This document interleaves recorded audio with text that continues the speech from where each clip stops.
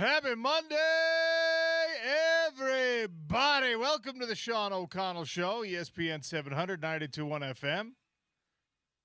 Proud part of ESPN's network here in Salt Lake City. We've got great things coming up this week. We've got great things coming up in the next couple of weeks. Utah football season right around the corner. College football season begins in what?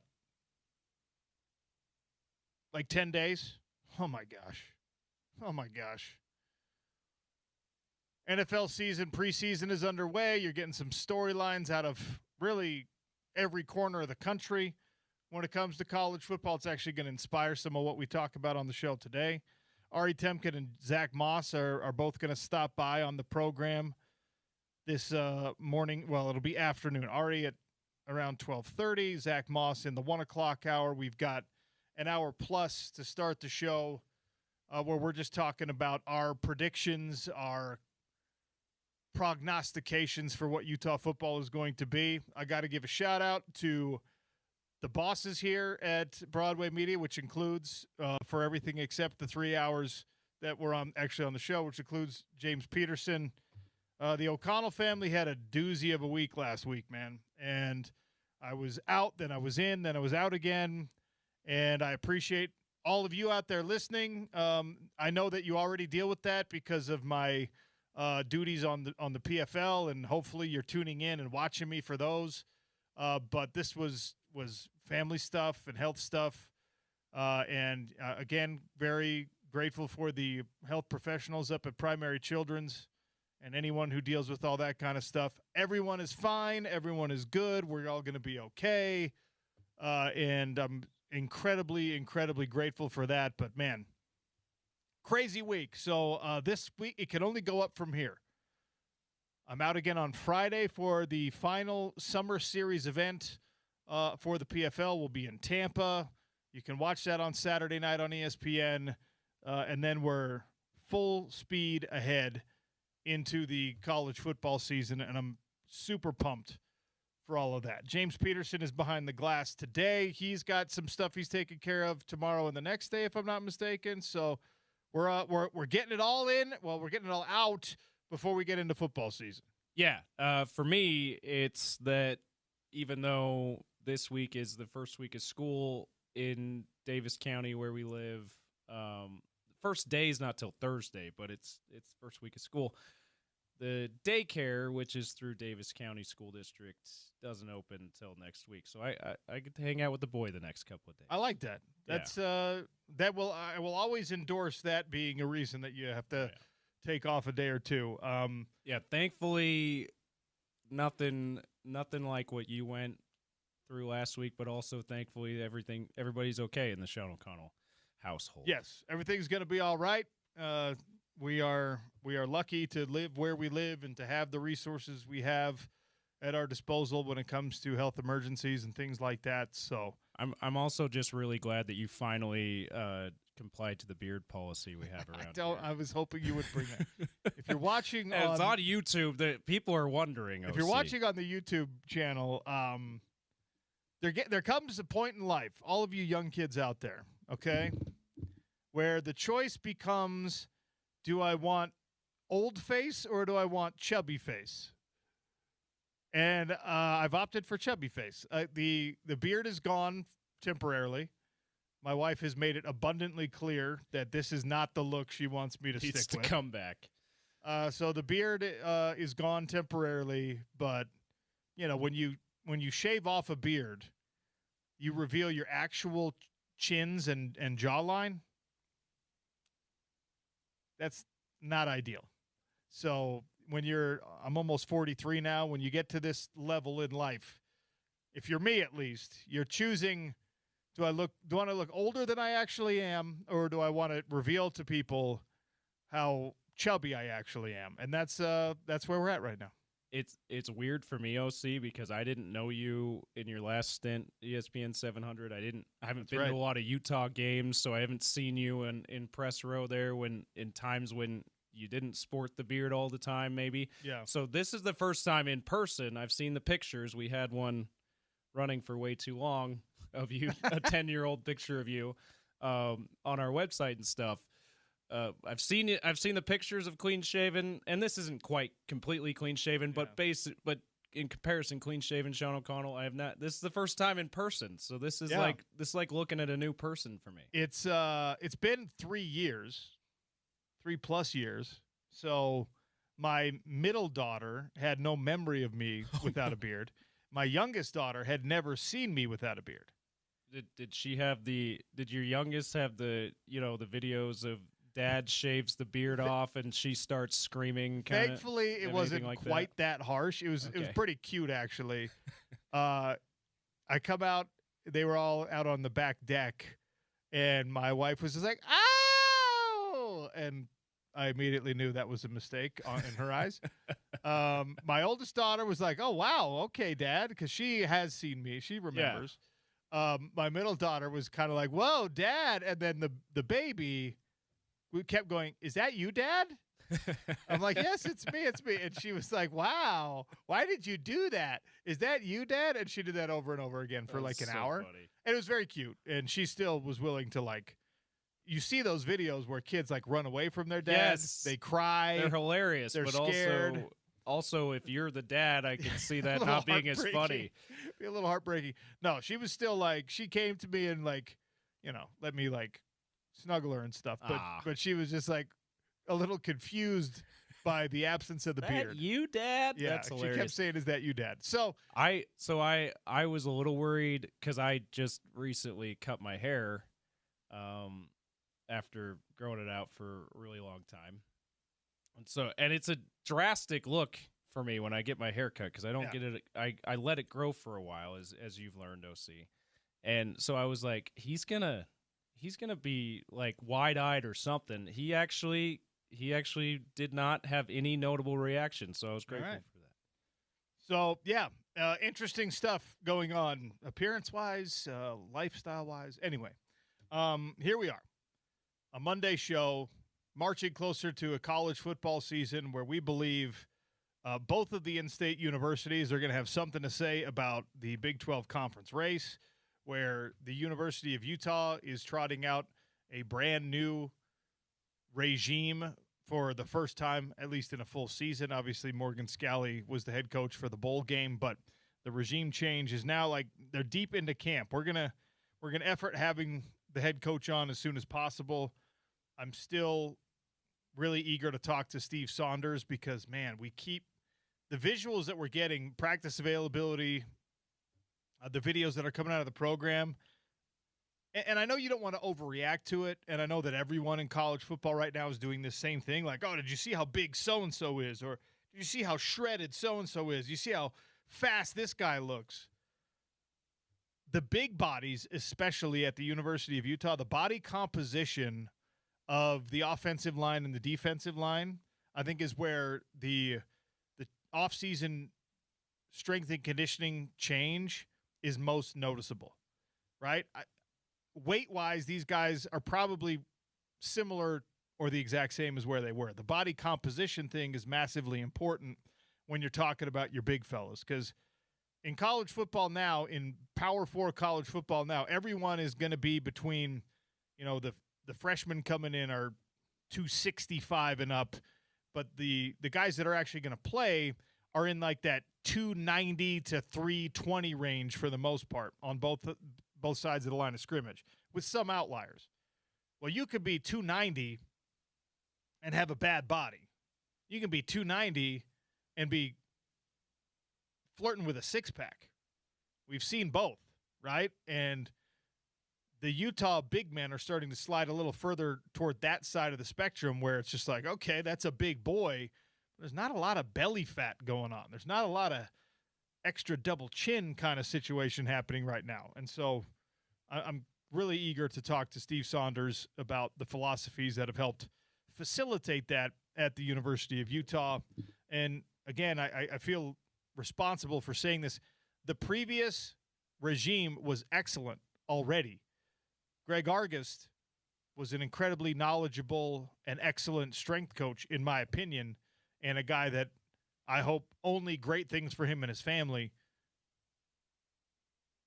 The replacement, better be really damn good if you're going to replace something like that. And it appears, at least for now, knock on wood, that has paid some dividends in the Utah football program.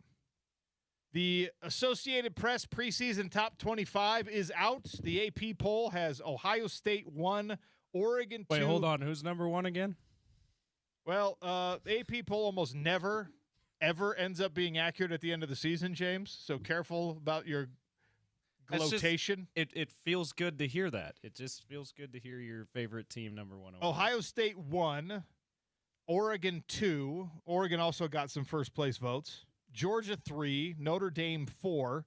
Notre Dame got some first-place votes. Texas 5, Indiana 6. They got some first-place votes. Miami 7. They got 1 first-place vote. A&M 8, Ole Miss 9, Oklahoma 10. BYU comes in at number 14. Utah comes in at number 21 in the Associated Press preseason poll.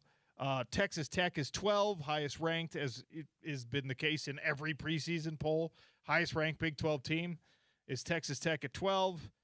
And then Houston is number 23. So every preseason poll we have seen so far has put the same 4 Big 12 teams in the top 25 in the same order. Texas Tech, BYU, Utah, Houston. Then there's a flirtation with Arizona being and also ran in some of the conversations. The others receiving votes category has been Arizona in most of the releases that we've seen. So not all that different from the coaches poll, really, as far as the Big 12 teams go. Like the same teams ranked, BYU up 1 spot. Is that where was Houston? Are they 24? They're 23 in this one. Okay, so they're up 1 spot too. Utah and I believe Texas Tech the same.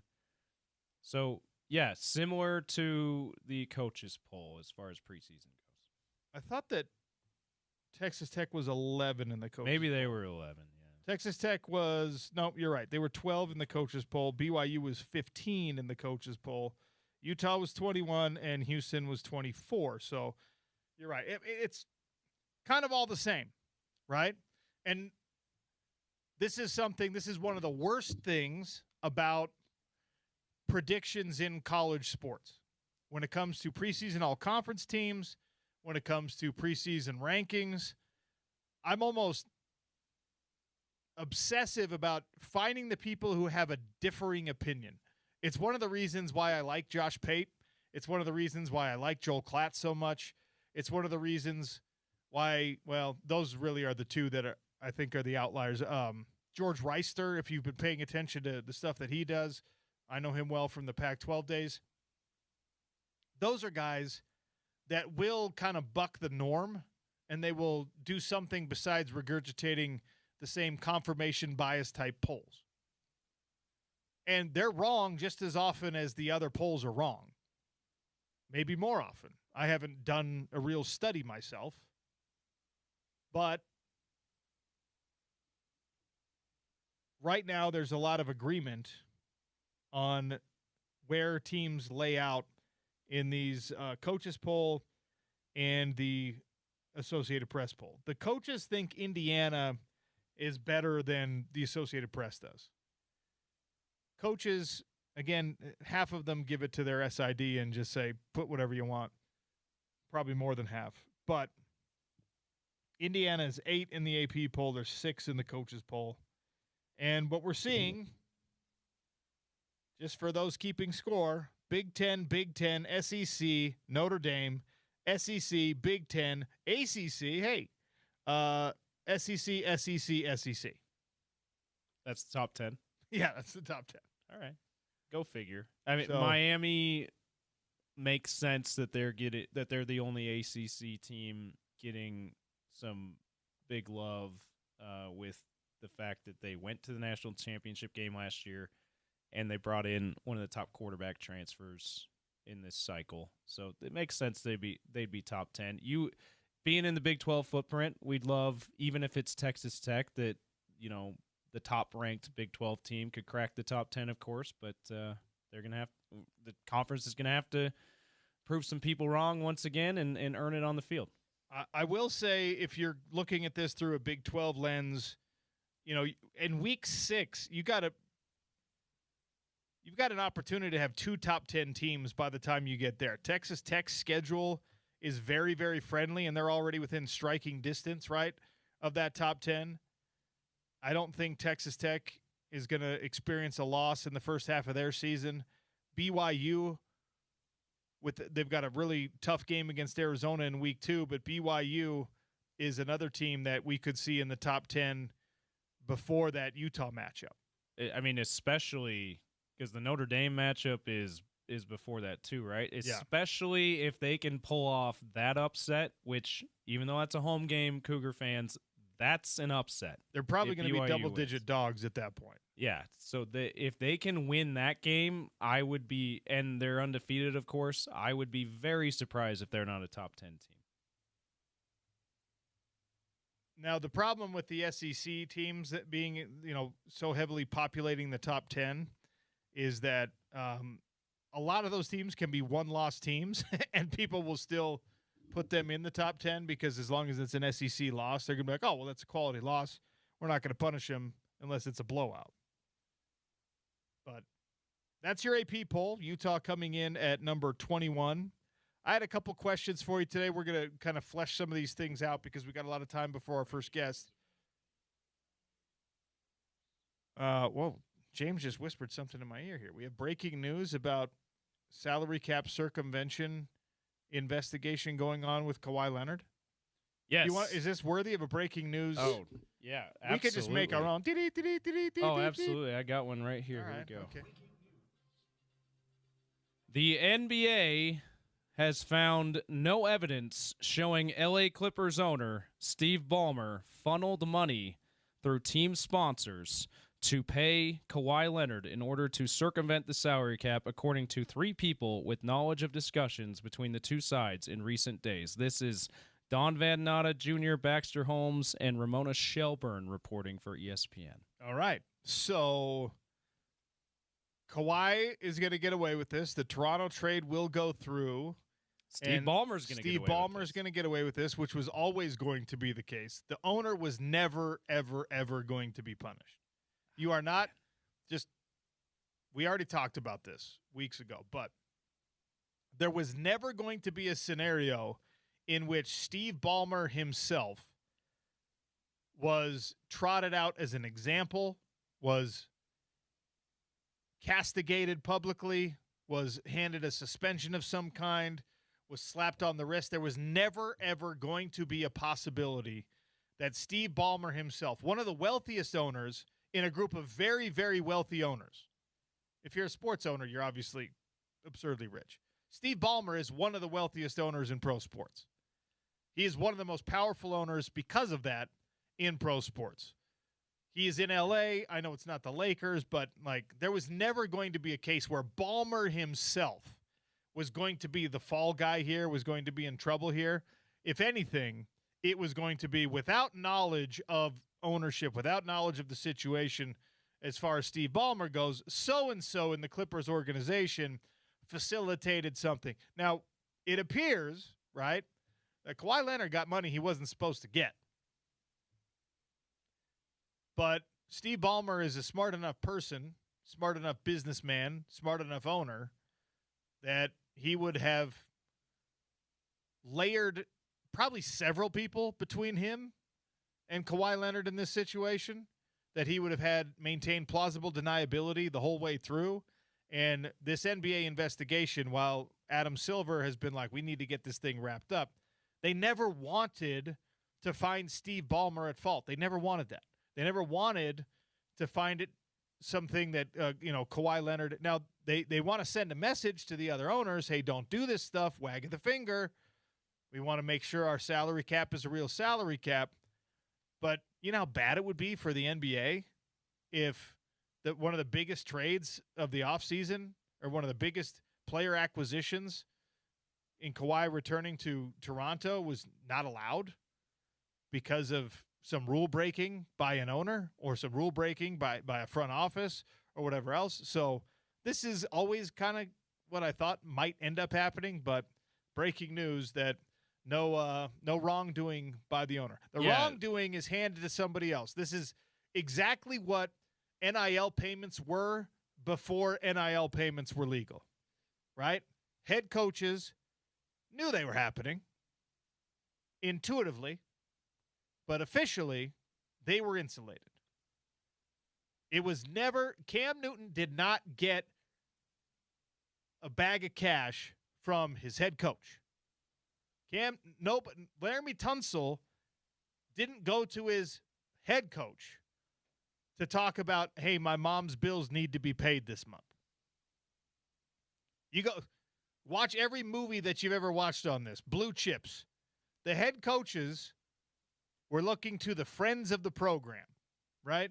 It happens at the NBA level too. We found out about it. It's probably a problem that is rife, or the league is rife with such problems, I think is a better way to say this. So, looks like we're headed toward a resolution on that Kawhi thing sooner than later. Just one point of clarification. This is not the NBA. This is not the law firm Wachtell Lippman. They haven't published the findings yet. These are sources close to the situation telling ESPN reporters. So we don't know when the official resolution is going to happen yet, but this is tipping us off that, hey, the NBA is probably going to rule this way. And then I'll just say this as just a little point of argument here. No evidence that Steve Ballmer funneled money through team sponsors to pay Kawhi Leonard in order to circumvent the salary cap, except for this little thing.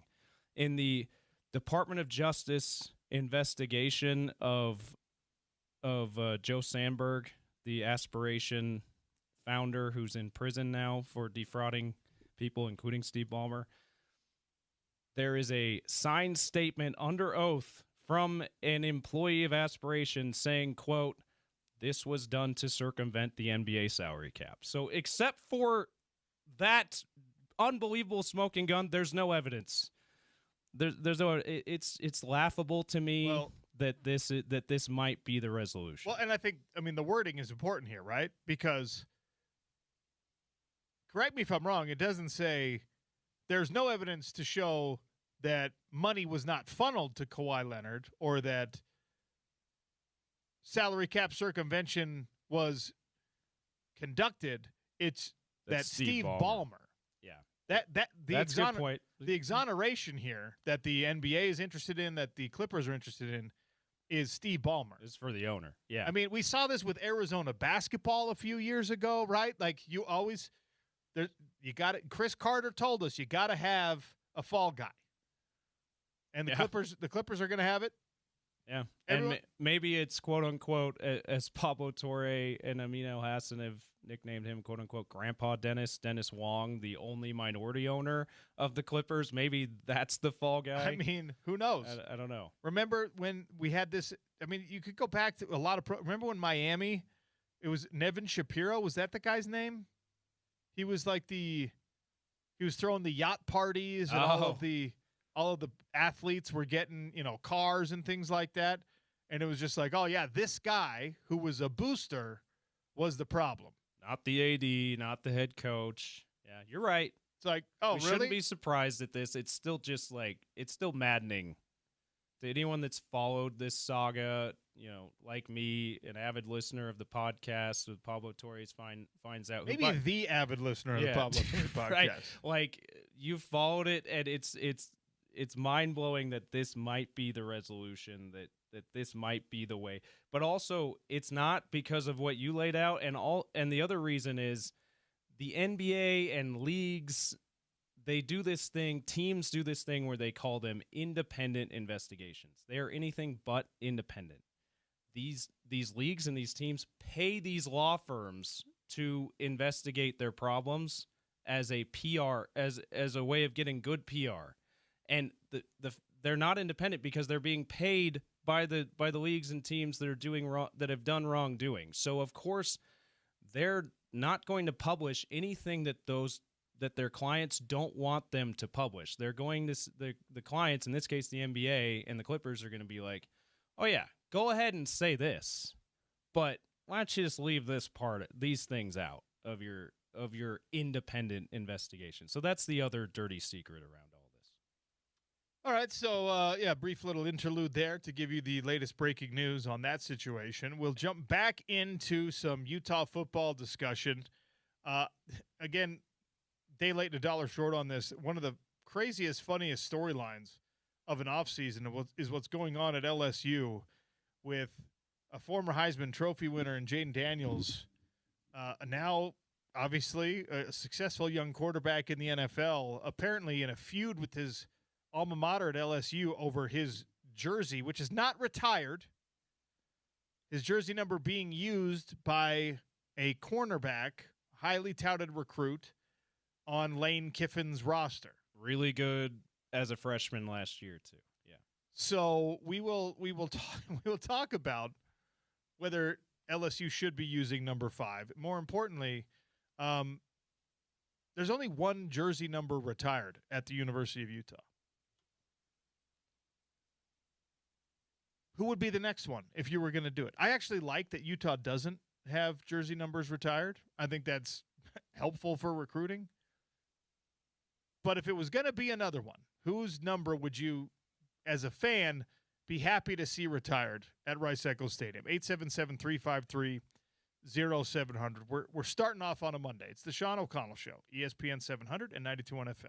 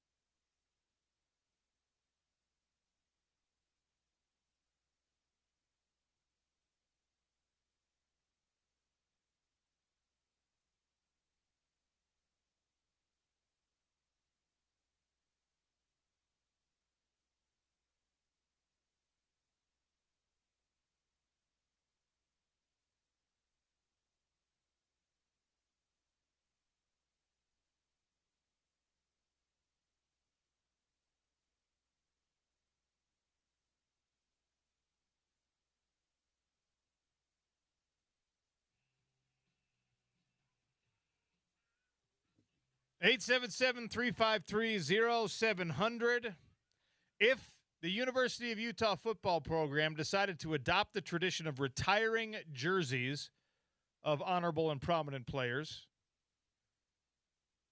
whose jersey would you see retired? Who would you be happy to see retired? Which number would you be okay with not seeing on a field ever again? And really ever again is probably too much, but anytime soon. If you were listening to the Rich Eisen show earlier today, there was a good story from Jordan Palmer, the brother of Carson Palmer, whose jersey is retired at USC, where, who was it, Clay Helton? Whoever the coach was at the time called Carson Palmer and said, hey, we've got this transfer coming in. I guess it would have been Lincoln Riley. We got this transfer coming in named Jordan Addison, who's, he won the Bolitnikoff Award. He's the best wide receiver in America. He wants to wear number 3. Are you okay with us giving number 3 to this guy? And Carson Palmer said, yeah, you can let him wear it. No problem. Because he's Carson Palmer. And he had a successful NFL career. And as meaningful as it is, I'm sure, to see your jersey retired at your alma mater, his list of accomplishments is long enough that he's not going to be threatened with the temporary unretirement of the jersey number. Of course, I'm talking about this because one of the funniest stories in this offseason so far has been LSU getting in a spat with Jaden Daniels. Jaden Daniels' legal team has issued a cease and desist to LSU because he doesn't want them using his name, image, and likeness anymore. No marketing with Jaden Daniels, your last Heisman Trophy winner, because you've let another player use his number 5. Now, just to be clear, his number 5 is not officially retired at LSU. He won the Heisman in 2023, not a national championship year, by the way. It was a 3-loss season for LSU.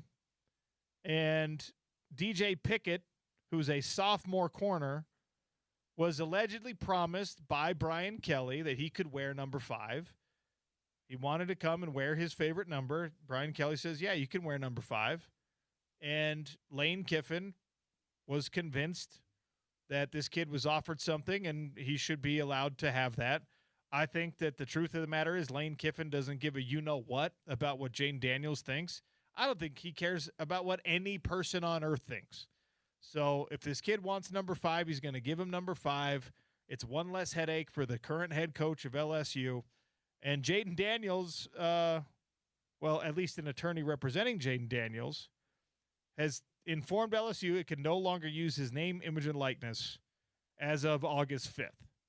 Didn't it also say they have to return their replica of his Heisman Trophy? That was reported later that not only was he, the legal team like, you can't use my name, image, and likeness anymore. You said that I was going to be given this honor of having no one ever wear my number at LSU, and you reneged on that promise. So I want the school copy of the Heisman as well. I don't want you talking about me, period. It's as petty can be. Keep your name out of my mouth, LSU. And I also have a problem with this reaction because... Sorry, reverse what I just said. I totally screwed that up. Keep my name out of your mouth. I have a problem with this reaction because we're in the transient era of college football now, right?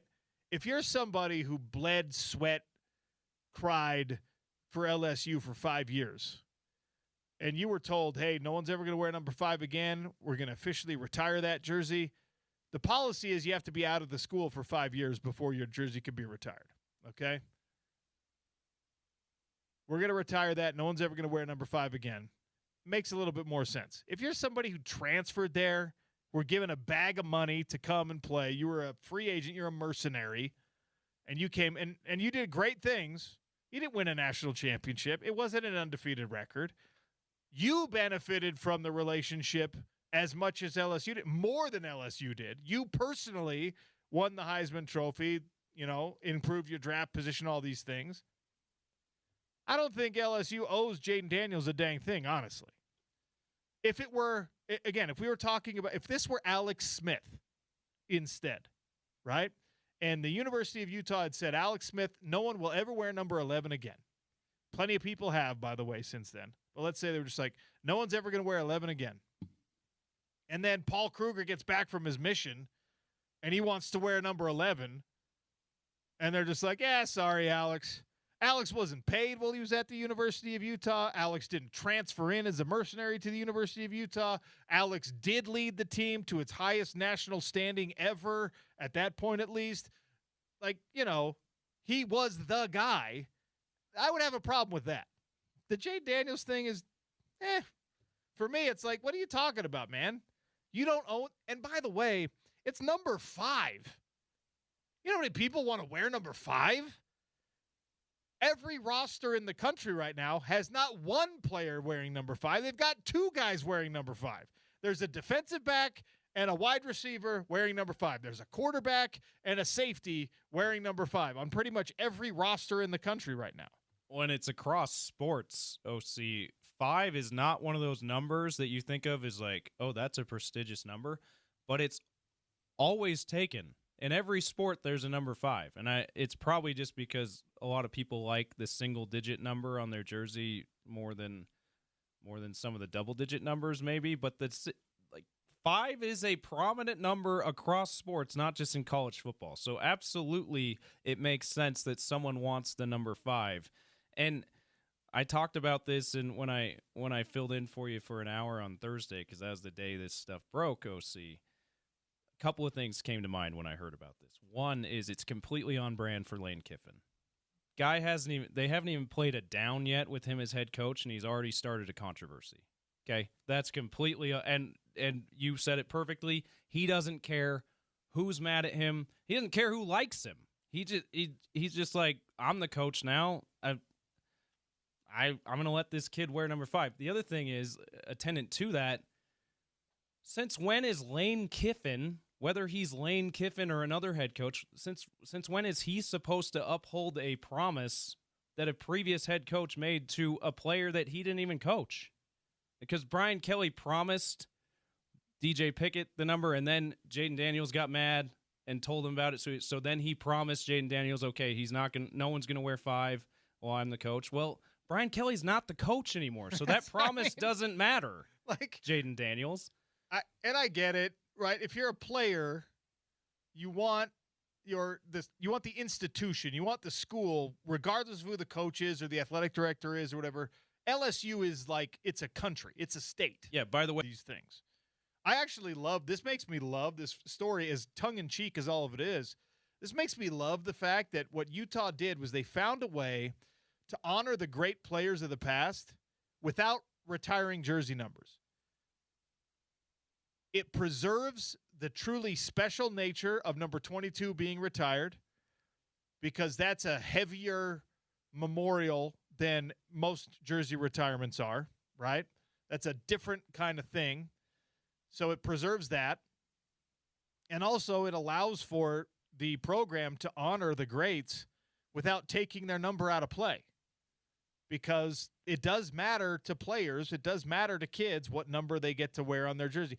Do I think it's kind of superficial and silly? Yeah, but also everyone wants to wear their favorite number. I don't know why it's the case, but it is.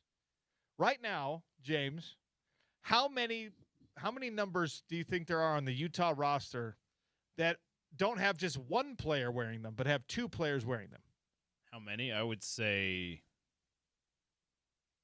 12 to 15. It's a good guess. It's 16. 16, okay. There are 16 numbers.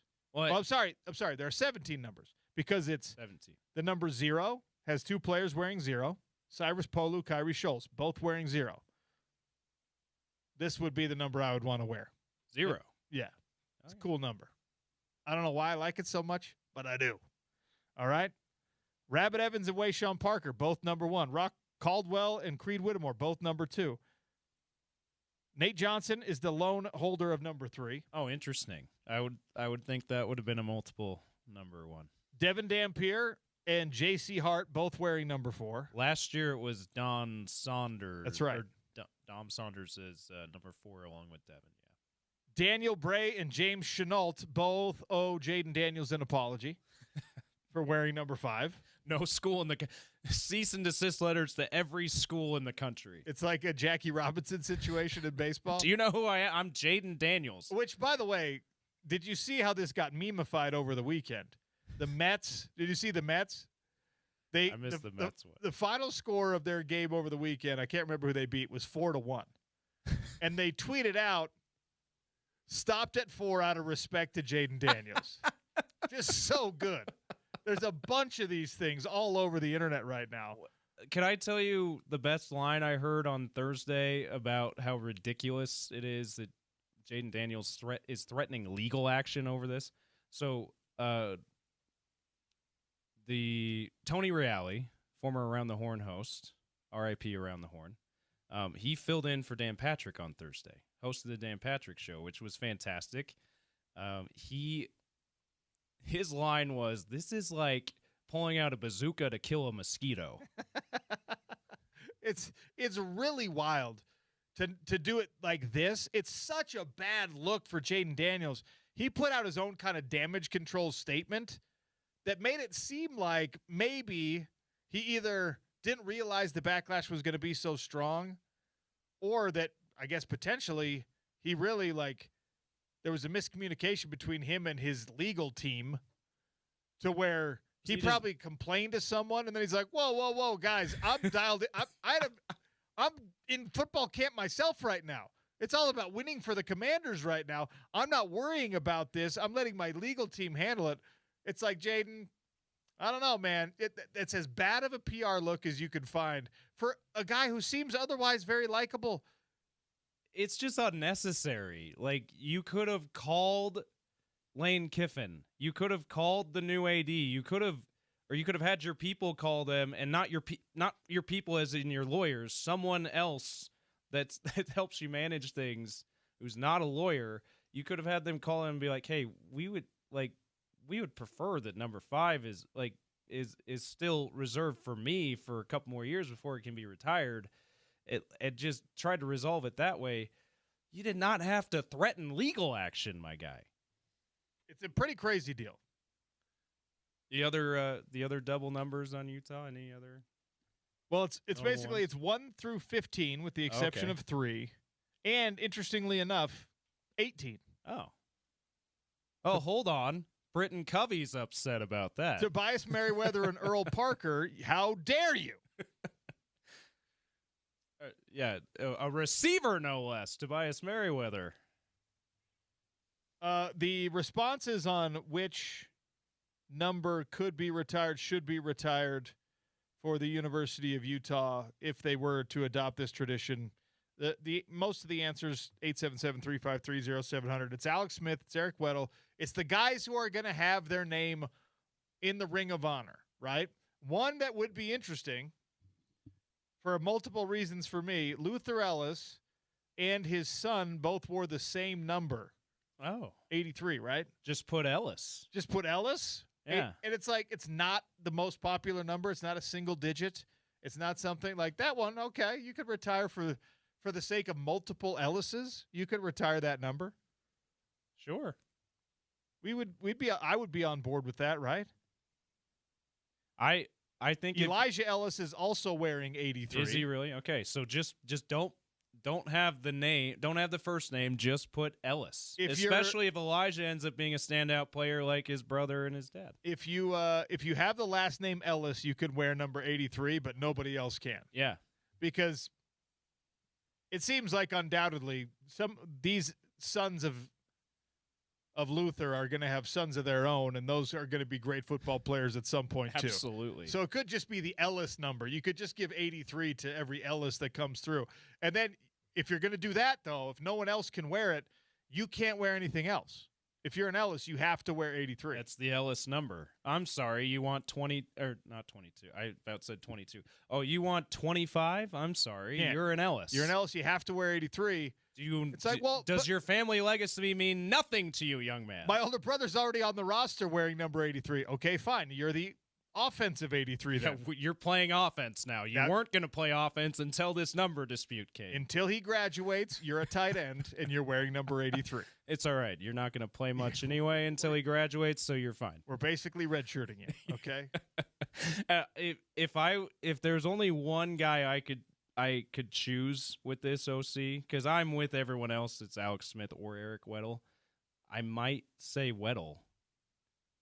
Even though Alex, that's tough though, because Alex had the more standout college career, you could say. At least his ceiling was higher in college.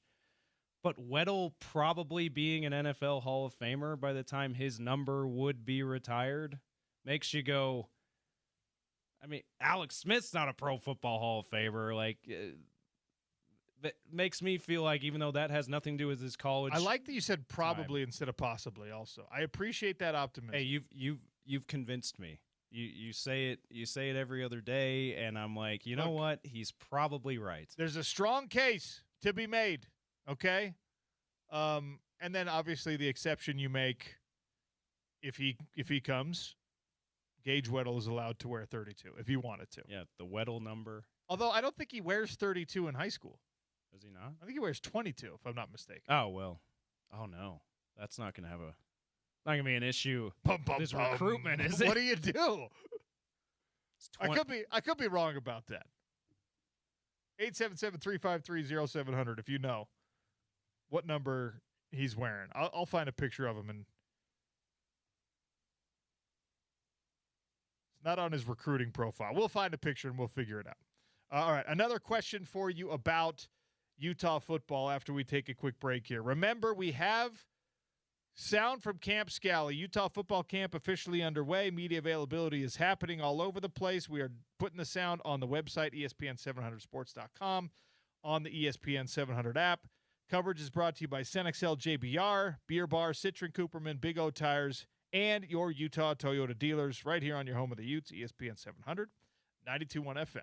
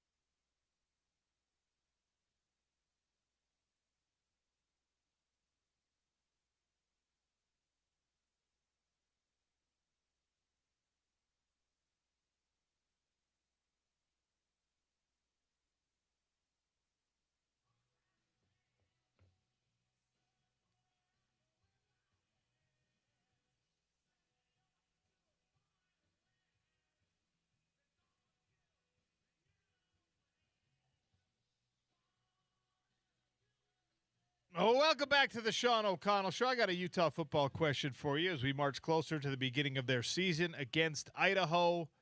Not this Thursday, not next Thursday, but the next Thursday. We are 2 weeks and some change away from Utah kicking off their football season in 2026. A football season where the coaches poll, the AP poll, most publications, preseason polls have Utah in the top 25. Right around that 21 mark. We have talked ad nauseum about the schedule and the way that it lays out. And as far as we know, our limited knowledge of what these rosters are going to be and what these teams are actually going to look like based on spring ball and things like that, it should be at least a very strong start to the Utah football season. I think they could find themselves in the top 15 sooner than later. So that's encouraging. Now, if you're going to find yourself in the top 15 and maybe climb even higher than that, and obviously if you're in the Big 12 title race, you need to be kind of in that 10-ish range.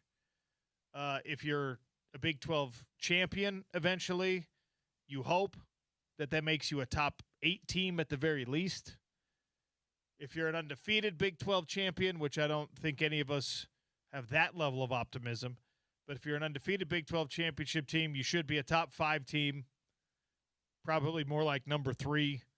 But if you're going to achieve anything close to any of this, there needs to be – it was a really good season in 2025. If you're going to achieve any of the upward mobility possible for the University of Utah, you're going to need to see them get better somewhere. Based on what you know right now, we have questions about where this team might be worse from a year ago. You might even have some certainty that, hey, they're not going to be as good along the trenches. They're not going to be as good on the offensive line as they were last year. With Morgan Scalley at the helm, with Kevin McGivern as your offensive coordinator, with Colton Swan taking the reins of the defense, with Devin Dampier healthy, knock on wood that he stays that way.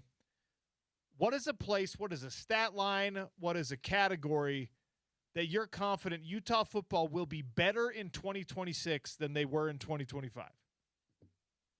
At Real OC Sports or 877-353-0700. Where is this Utah football team going to be better than they were last year? Not where do you need to see improvement, not where your question marks are, where your question is answered, where you're like, no, they're going to be better here.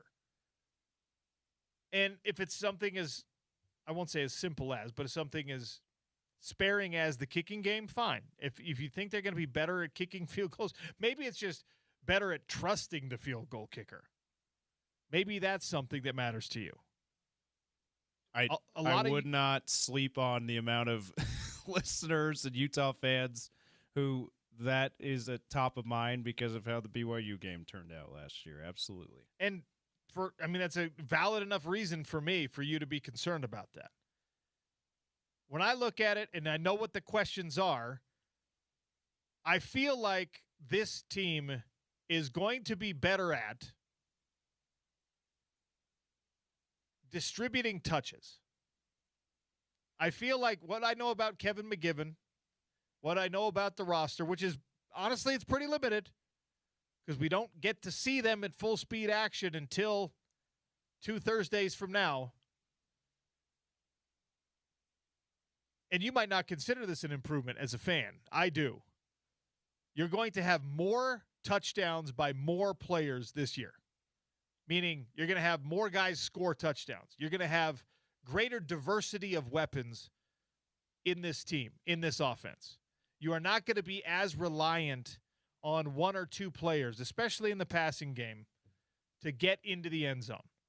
Last year, if you had no Bird Ficklin, if you had no Nakari Rogers, we're talking about a team that's not really getting into the end zone very often. Right?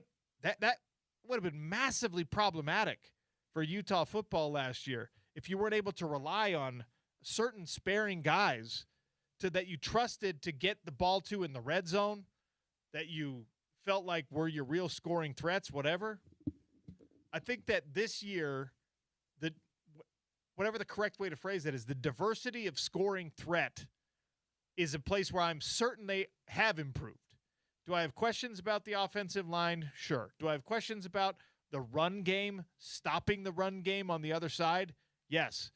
You have to get better at that. I cannot tell you today that I know this linebacking core, this defensive line, this defensive coordinator is going to be better at stopping the run than Utah was last year. I can't tell you confidently that, yes, they are going to be what Utah football's defense has been for time immemorial against the run. You and I both have the same questions about that. We both have the same urgency and need to see that expressed on the field. But it's still a question. The answer I feel like I have is you're going to have 17 guys score a touchdown for you this year. Oh. Yeah, you throw Devin Dampier in that mix, too, from last year. It was the quarterbacks, as far as rushing touchdowns go, Devin, Bird, and Nakari Rogers. And besides that, you didn't get a lot of rushing touchdowns scored. So that's certainly something that can improve. I mean, our guy Wayshawn was an awesome player, but 5 touchdowns? Underutilized in the red zone, single-digit touchdowns. You got to have him score 10 plus. And we'll see. Maybe Nakari Rogers is coming back with the new 5th-year eligibility thing coming into play here. But if he's not, you would expect even if Rogers is back on this roster, especially if he's not back. But you expect Wayshawn to touchdown total to go up. I would say, OC, that I feel, for a couple of reasons, I feel certain that the passing attack is going to be more prolific for a couple of reasons. One is they've upgraded the wide receiving core talent-wise. The two guys coming from the group of 5 level, Scholes and Pagan, are significant upgrades, and the guys they brought back, Larry Simmons being the first and foremost. I see the passing game being more prolific that way. But also, Jason Tacchio in the Salt Lake Tribune on Thursday released an article that said Devin's dad was quoted as saying he never saw his son above 70% health last year. I think the passing games would be more prolific for both of those reasons. It's a humbling number. And I think a lot of fans feel that way justifiably. By the way, I just counted it up from last year. You had 15 people score at least one touchdown in the offense. I would have guessed lower than that. Okay. You had 15 people score at least one. There were, 1, 2, 3, 4. So there's 10 people who scored multiple touchdowns in the offense. Okay. I think you dang near double that number this year. With multiple touchdowns. Last year in your passing game, you had Ryan Davis, Dallin Bentley, J.J. Buchanan, and Larry Simmons score multiple touchdowns. Okay? Wayshawn Parker also scored multiple touchdowns as a receiving threat. He scored 9 total touchdowns last year, 3 as a receiver, 6 as a runner. Okay? I think Wayshawn gets over 10 for sure. Tobias Merriweather, by the way, last year had 0 touchdown catches for you. We're starting to hear his name mentioned as a guy who's had a really great camp and could be putting himself back into the offensive rotation. You know how massive that would be for the University of Utah? For a couple of reasons, right? 1, because obviously there's numbers to be found there. 2, because he has massive athletic potential. 3, and one that's a little bit less concrete, but I think perhaps most important of all of it, that means that your coaching staff has taken a player who underperformed from a year previous under a really good coaching staff and gotten them better. When everyone in the country is asking the question, is your offensive staff going to be able to live up what you had last year? If you can, even with one player, not only live up to it, but exceed what you had last year, it answers a lot of questions. It changes a narrative significantly about your offensive staff. It also is just found money with Tobias Merriweather. Like that makes it feel much better if a guy like that who had as poor of a year as he did in his first year in the program ends up being really productive. It makes you feel like you just found $100 bill on the ground. Like it's found money. It's a great way to put it. So 877-353-0700. Tell me where you know this team will be better than they were last year. 4271 says, I feel like we're better at passing, receiving game, and special teams. Bonus thought, corners more of a lockdown due to the height, speed, and experience despite losing Smith Snowden. Interesting. That would be huge, obviously. And Sharif Shaw as a cornerbacks coach, as a technique developer, is second to none. So when you give him these big body guys, it takes time. If those guys are willing to give him the patience, right? If they're willing to give him the work, he will get them right. Greg, this is Greg on the text line. Better at not going with the analytics. Little shot across the bow of the former head coach. Michael Dawson on the text line says, I better at linebacker and running back. Running back might not show with the lesser offensive line this year, but it's undoubtedly Bray and Parker are better backs this year than they were last year. Well, I mean, Daniel Bray, yes. Wayshawn Parker, I believe, yes. To be determined. He was a really good back last year. 6.6 yards a carry is a tough number to beat for Wayshawn. Even if he has like slightly more total carries and he gets over 1,000 yards, and maybe this year he scores 11 rushing touchdowns instead of 6. He was remarkably productive on an average standpoint. I'm not asking for more than that from Wayshawn this year. If he can be at that as a bell cow back, that's enough for me. Eric says, we'll be better in the passing game. Average yards per completion will jump dramatically. Note, not the Witt throw game. He wants us to retire throw game moniker. It's Witt's gone. Is that what's going on, Eric? I don't know, man. It's really funny to hear the perspective now of Utah fans, which, again, the official stance of the Sean O'Connell show is now and always will be that Kyle Whittingham is a legendary, incredible, Hall of Fame, build-a-statue coach at the University of Utah. Was always the right guy. Had he stayed, would have been the right guy to stay until he rode off into the sunset. I understand the Utah fan being like, I'm so sick of that, his crap, and I'm glad it's gone. I think that's a healthy way to feel about the departure. Michigan fans right now are on the opposite side of that. They're just like, wait till you see what this guy does for us. We're going to be a team that you love to watch. We're going to be a team that runs the ball, physical, nasty defense. They're taking all the positives from Kyle Whittingham's time at the University of Utah, and very, very, very few are looking at the fact that, like, you know, they never really put up passing numbers while he was there.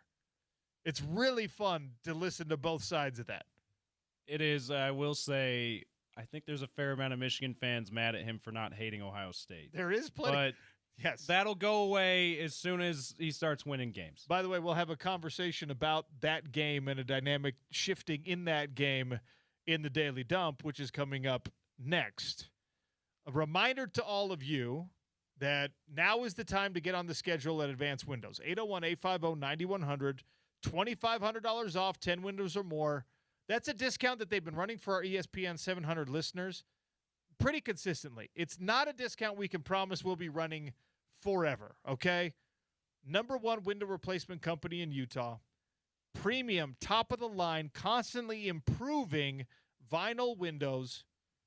The best glass, the best gas between the glass panes, the best material, the best actual polymer used in those nylon windows, those vinyl windows.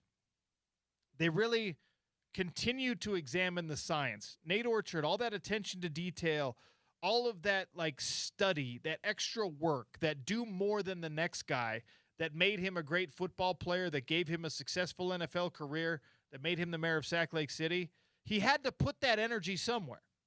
And he put it into making the best windows in the business. He put that into making sure that the customer service experience is the best in the business. He put all of that extra work ethic into improving your experience with Advanced Window products. AdvancedWindows.com, 801-850-9100. Tell them that OC sent you and put it to the test. You will find that everything that made him a great pass rusher has made him a great business owner, and you will not have a better customer service experience. You will not have a better installation experience. You will not have a better financing experience. You will not have a better warranty experience because it's going to last for the life of your home when you get Advanced Windows put in. Get on the schedule now at 801-850-9100. Tell them OC sent you. Daily Dump is next. ESPN 700 and 92.1 FM.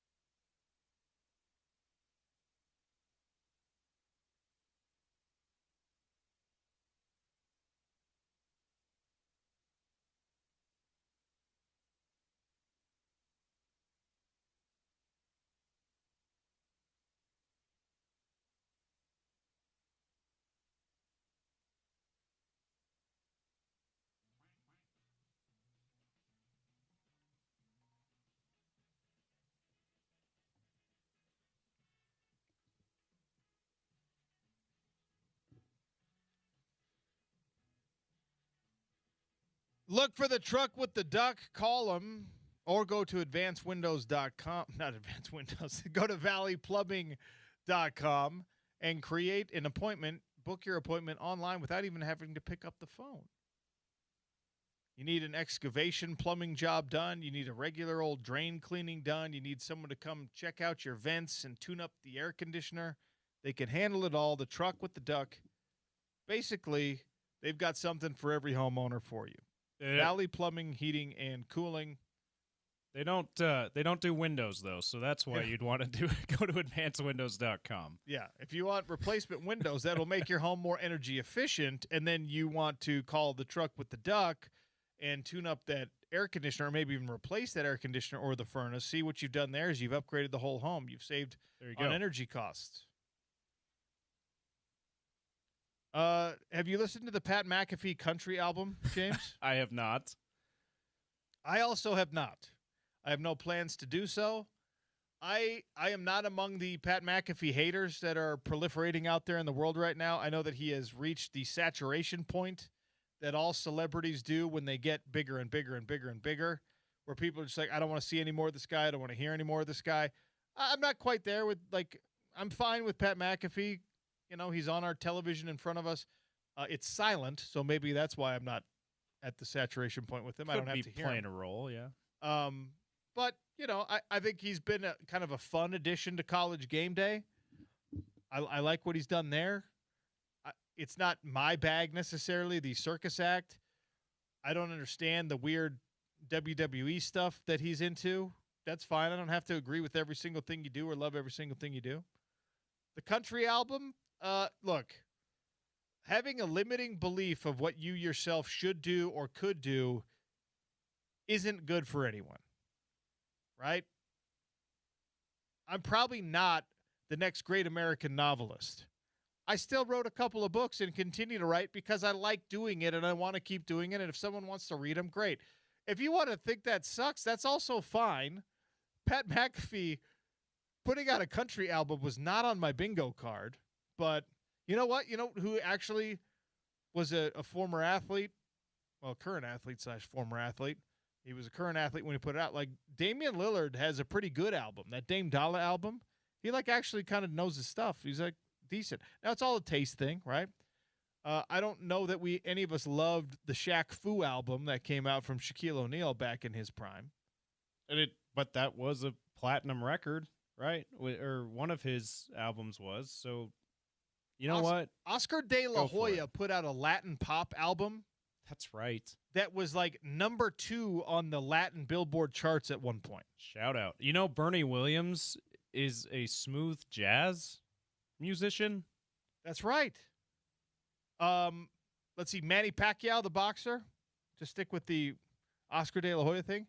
Manny Pacquiao at one point in the Philippines was like the biggest movie star, the biggest pop star, the biggest athlete as a world champion boxer, and a holder of political office all at one time. Yeah, he was a congressman, right? So, I mean, you might as well try when you're riding your wave. You might as well try to get in where you fit and get everything you can. That's what Pat McAfee's doing. But I have not yet listened to the album. I don't know that I will. I'm not sure that I will either. And you know what? If it's bad, it's bad. But you're right. Go ahead and try doing some things if you've got a market to sell it. If you got a market to make some money, if you've got a desire to try new things, go ahead and do it. You got the resources to do it, go for it. There is a lot of venom and hate for Pat McAfee right now because the perception is that ESPN laid off like 100 people so they could afford to keep the Pat McAfee show on. Yeah, he and Stephen A. Smith are taking all the arrows, yeah. Which, it's easy to do, right? It's easy to say, how dare you? But there are people way, way, way higher on the ladder that are sucking up a bunch of air, right? There are administrators and CEOs and, you know, presidents and things like that that are making decisions in that corporation that, I don't know. I wouldn't necessarily put it. I don't like Stephen A. Smith at all. I'm not the biggest Pat McAfee fan in the world, but I'm not a hater on him either. Like, you could afford to keep these other employees on ESPN. You just decided not to. All right? It's all a balance sheet thing. And by the way, one of the guys in charge of Disney recently, who is responsible for many of these layoffs, is now going to be an owner in NBA. So, Your guy Bob Iger, yeah, he might go with the Tom Dundon route where he just comes into the Lakers, the LA Lakers, and is just like, yeah, no soap in the bathrooms anymore. We're saving money. gosh. The NBA, Porter Larson put this really well last week. The NBA has an owner problem, and it could be a whole other show breaking down why they have an owner problem. I'll just say this: there's only one league in major North American sports that has an owner that is helping a country bomb civilians. We're not going to stay away from that. We're going to stay away from that. It's gnarly if you want to look at what Memphis Grizzlies owners' side jobs are. This was a heartwarming, cool thing to see out of Utah football. Every year there is a player who is named the recipient of the 22 Forever Scholarship Fund. That scholarship, right? The Aaron Lowe and Ty Jordan Memorial Scholarship is an important part. It's like part of the fabric of Utah football now. And every year there's one member of the team who is selected to kind of be the guy who represents sort of their life, their lifestyle, the light that they brought to the program, to memorialize them. And projected starting center Al Harrison is the guy who got that honor this year. And they showed that on the official social media accounts of Utah football. I don't think we're going to get as many of the, hey, here's a walk-on being awarded a scholarship thing. I think that's going to go away kind of because it's now roster limits instead of scholarship limits and stuff like that. So that feel-good kind of thing that we used to get every year from multiple programs in college football, you're going to get less of. This will do a good job of replacing that for me when we see who the coaches and players on the team have decided to honor with being the recipient of the 22 Forever Memorial Scholarship.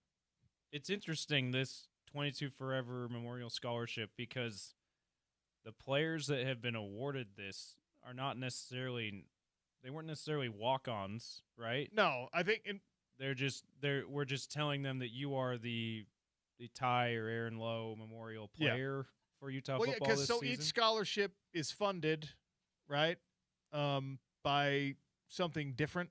Yeah. You can, as a like boosters for years and years and years have been like, we're funding this scholarship, and you could be informed like, hey, this is the Peterson family scholarship that's the one that you're getting and stuff like that. So this one is gotcha. You're a scholarship player. He already was a scholarship player, but this fund is paying for his scholarship, and I imagine, right, like when they do a fundraising lunch or whatever, he's the player that's going to go to that. When Taka and company Jordan come to like be with the team as they do every single year, it'll be like, hey, this is our guy. He's the one kind of carrying the torch for Ty and Aaron. So it's a cool honor for a teammate, for a member of the team to have. And we are sadly, crazily, tragically, it's not tragic that time passes, but it's crazy how fast it does pass. We're getting to a point now where, the guys that actually knew Ty and Aaron are aging out of the program. There's not going to be guys in the program anymore that knew them. There's coaches, obviously, but Al Harrison and the players that keep receiving the scholarship are going to have to kind of pass that knowledge down from one guy to the next. That oral history hopefully is something that they take very seriously at the University of Utah, because I think the fan base, right, the legacy of those two young men and the way the team decided to, retire their jersey and memorialize them and do the moments of loudness at the games and stuff like that, that's going to stay intact. We don't know the real stories of like what they were like to hang out with. Players do, and they can pass those on from one to the next. So Al Harrison, I guess that's your job this year. I alluded to this before we took the break. We were somehow had gotten on Ohio State, Michigan. Oh, yeah, because Kyle Whittingham has not endeared himself to Michigan fans by saying he doesn't hate Ohio State. Well, Ohio we State, can beat them without hating them, guys. Ohio State is moving their senior day festivities. Did you see this? No. So Ohio State is not going to do the senior day stuff on senior day because that's Michigan week. Okay. So they are moving senior day to week 1. Oh. They're going to honor the seniors week 1, do the whole like pregame, halftime, put the flower lays around and have the families come out onto the field. And you're going to do that week 1 instead of the final week of the season because their head coach Ryan Day does not want further distraction added to Michigan week. I really can't decide where I stand on this because it's either like, dude, you're taking away what could be. Can you, like, if you're a senior at Ohio State and your senior day, your family, everyone is there, mom and dad walk you out onto the field for the last time, whatever, right? You get the shoe going crazy for you that last time, and you beat Michigan on the same day. That's as good of a day as you're going to have for an Ohio State Buckeye. But also, yeah, it makes halftime a little bit longer, kind of interrupts the flow of things. Maybe you have a little bit of an emotional dump associated with it being the end and not associated with the game. You don't want to lose any even modicum of energy in the rivalry game that you're going to need to beat a good Michigan team, etc. So I can't decide if this is like kind of soft or it's just good planning by Ryan Day. Or maybe it's both. Yeah, I think that those points that you're speculating as to reasons why Ryan Day might think that senior day is too much of a distraction are valid. Lose some energy because it's so emotional and the game's already emotional enough because it's a rivalry game, etc. My question is, how about when you won like 11 in a row recently? Like, and half of those were senior days for you, and a lot of them were blowout wins for Ohio State. Some of them, one of them at least, was Ryan Day as a head coach.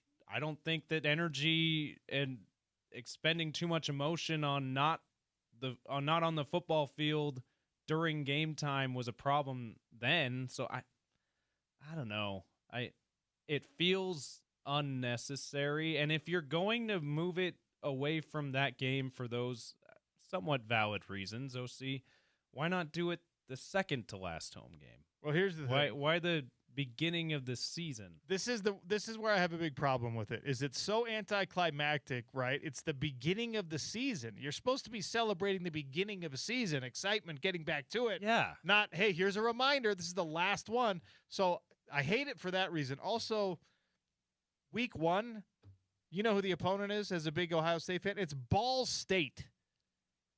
You're having a senior day against Ball State? Shout out. That sucks. I just keep it at the end of the year if you're Ohio State, but whatever. If I'm a senior on this team and every other senior before me has had their senior day against at least a Big Ten opponent, right? Many of them against Michigan. So many. Hundreds and hundreds and hundreds of them against Michigan. And they're like, oh, yeah, senior day, Ball State, week 1.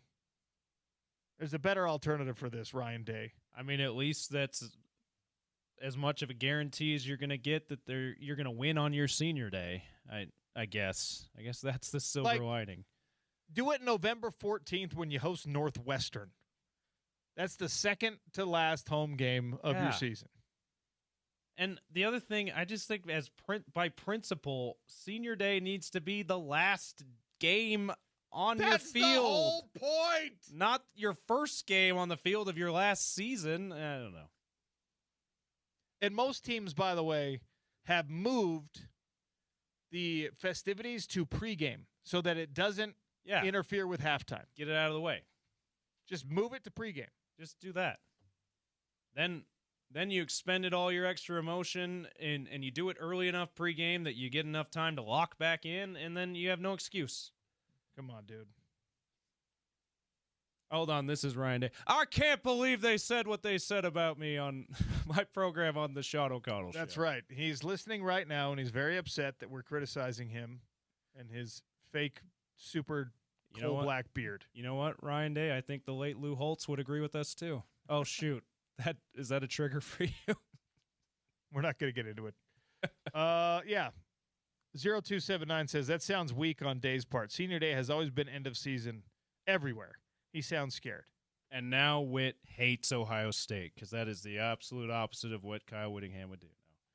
Let's see. What is a Michigan football schedule? Because they're obviously not having Senior Day at the shoe. You got to do yours if you're Michigan. Yeah, the week before or whatever. Against UCLA the week before. Okay. All right. It's Big Ten opponent. It's Big Ten opponent. Conference game. And it's so winnable. Yeah. You're going to win that game. Couple of notes I saw going back to the AP poll, OC, that's interesting from the Big 12 conference. This is BYU's second highest preseason poll ranking in history, in program history, 14th.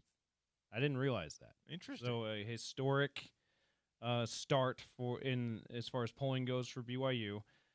This is Texas Tech as number 12, the highest preseason AP ranking for them since 1977. And then Houston has not been – this is their highest preseason ranking in the AP since number 15 in the 2016 season. So some historically high rankings in the preseason for 3 of the 4 Big 12 teams ranked. For Utah, it's just continuing their recent – they've been ranked in the preseason 6 of the last 7. I think I saw that Houston has only been ranked in the preseason 3 times. Yeah. So sneaky historically high rankings for the Big 12 teams in this year's preseason poll. Yeah, let's see. Number 23 Houston, first preseason ranking in the last 4 years, and third time since 1991. Okay, so they've been in it but only 3 times since 1991. I don't know why 1991 is the cutoff year for that, but there it is. 35 years. All right, we got to take a break here. That is the Daily Dump brought to you by Valley Plumbing, Heating, and Cooling. Ari Temkin is going to join us next to talk all things Big 12, all things college football, as we inch closer and closer to actual football being back. It's the Sean O'Connell Show on ESPN 700 and 92.1 FM.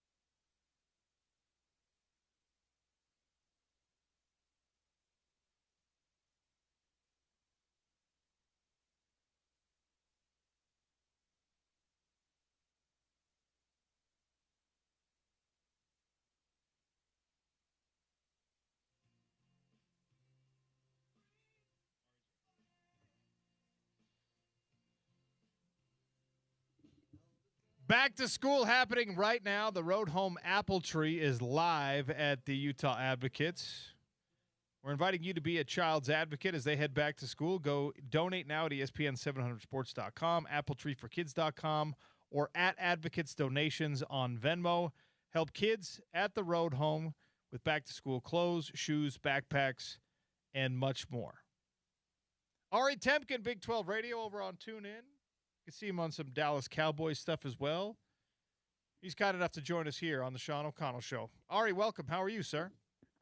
I'm great, OC. How are you, buddy? Doing all right. Appreciate you jumping back on as we march closer to the college football season. Just a couple Thursdays from now, we'll have Utah back in action, and they will have players wearing number 5 on both sides of the ball.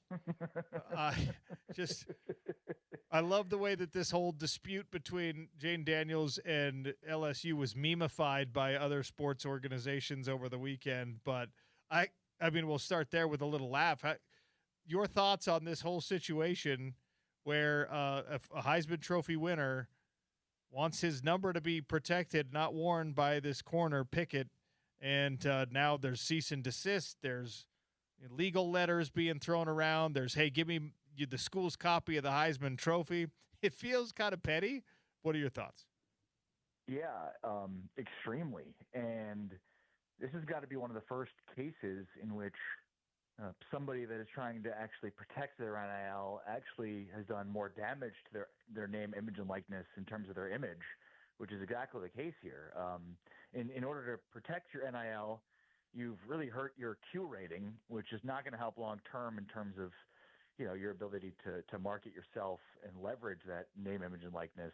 And look, I mean, I think this is a big year for Jaden Daniels, and so for this to sort of be priority number 1, I mean, I'm sure it's not completely, but it certainly seems like it is, and perception is reality. Whether it's his mom behind the scenes calling the shots or whatever it is, it's just a really bad look. And I think, like, all joking aside, OC, in some ways this is very much indicative of why a lot of people are sort of ticked off with the NIL era from a standpoint of, you didn't invent football. You didn't invent the number 5. That's the joke here, right? Like, you did not invent the number 5. You're not the greatest player in the history of LSU. LSU's had far better ambassadors. LSU's had far better players.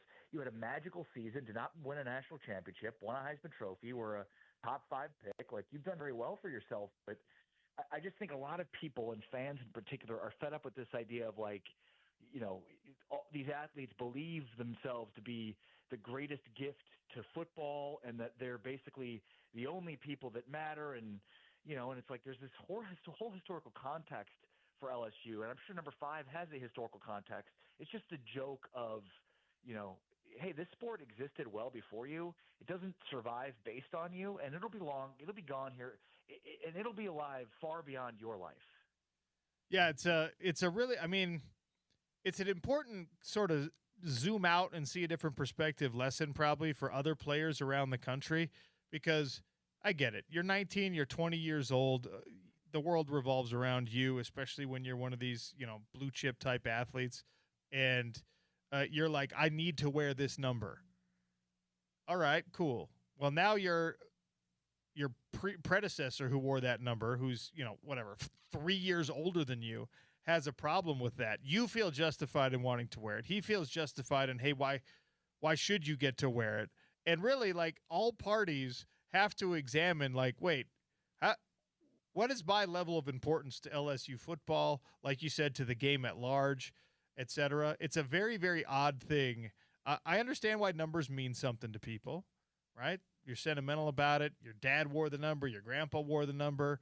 You've only ever had a good game wearing that number, whatever, superstition, all that stuff. At the end of the day, especially for Jaden Daniels, like you just mentioned, this feels like the biggest disaster. It's a lose-lose fight now, because even if the kid doesn't wear it, everyone's going to be making fun of you. And if he does, not only did you lose on that front, but everyone knows that you were pitching a fit about it.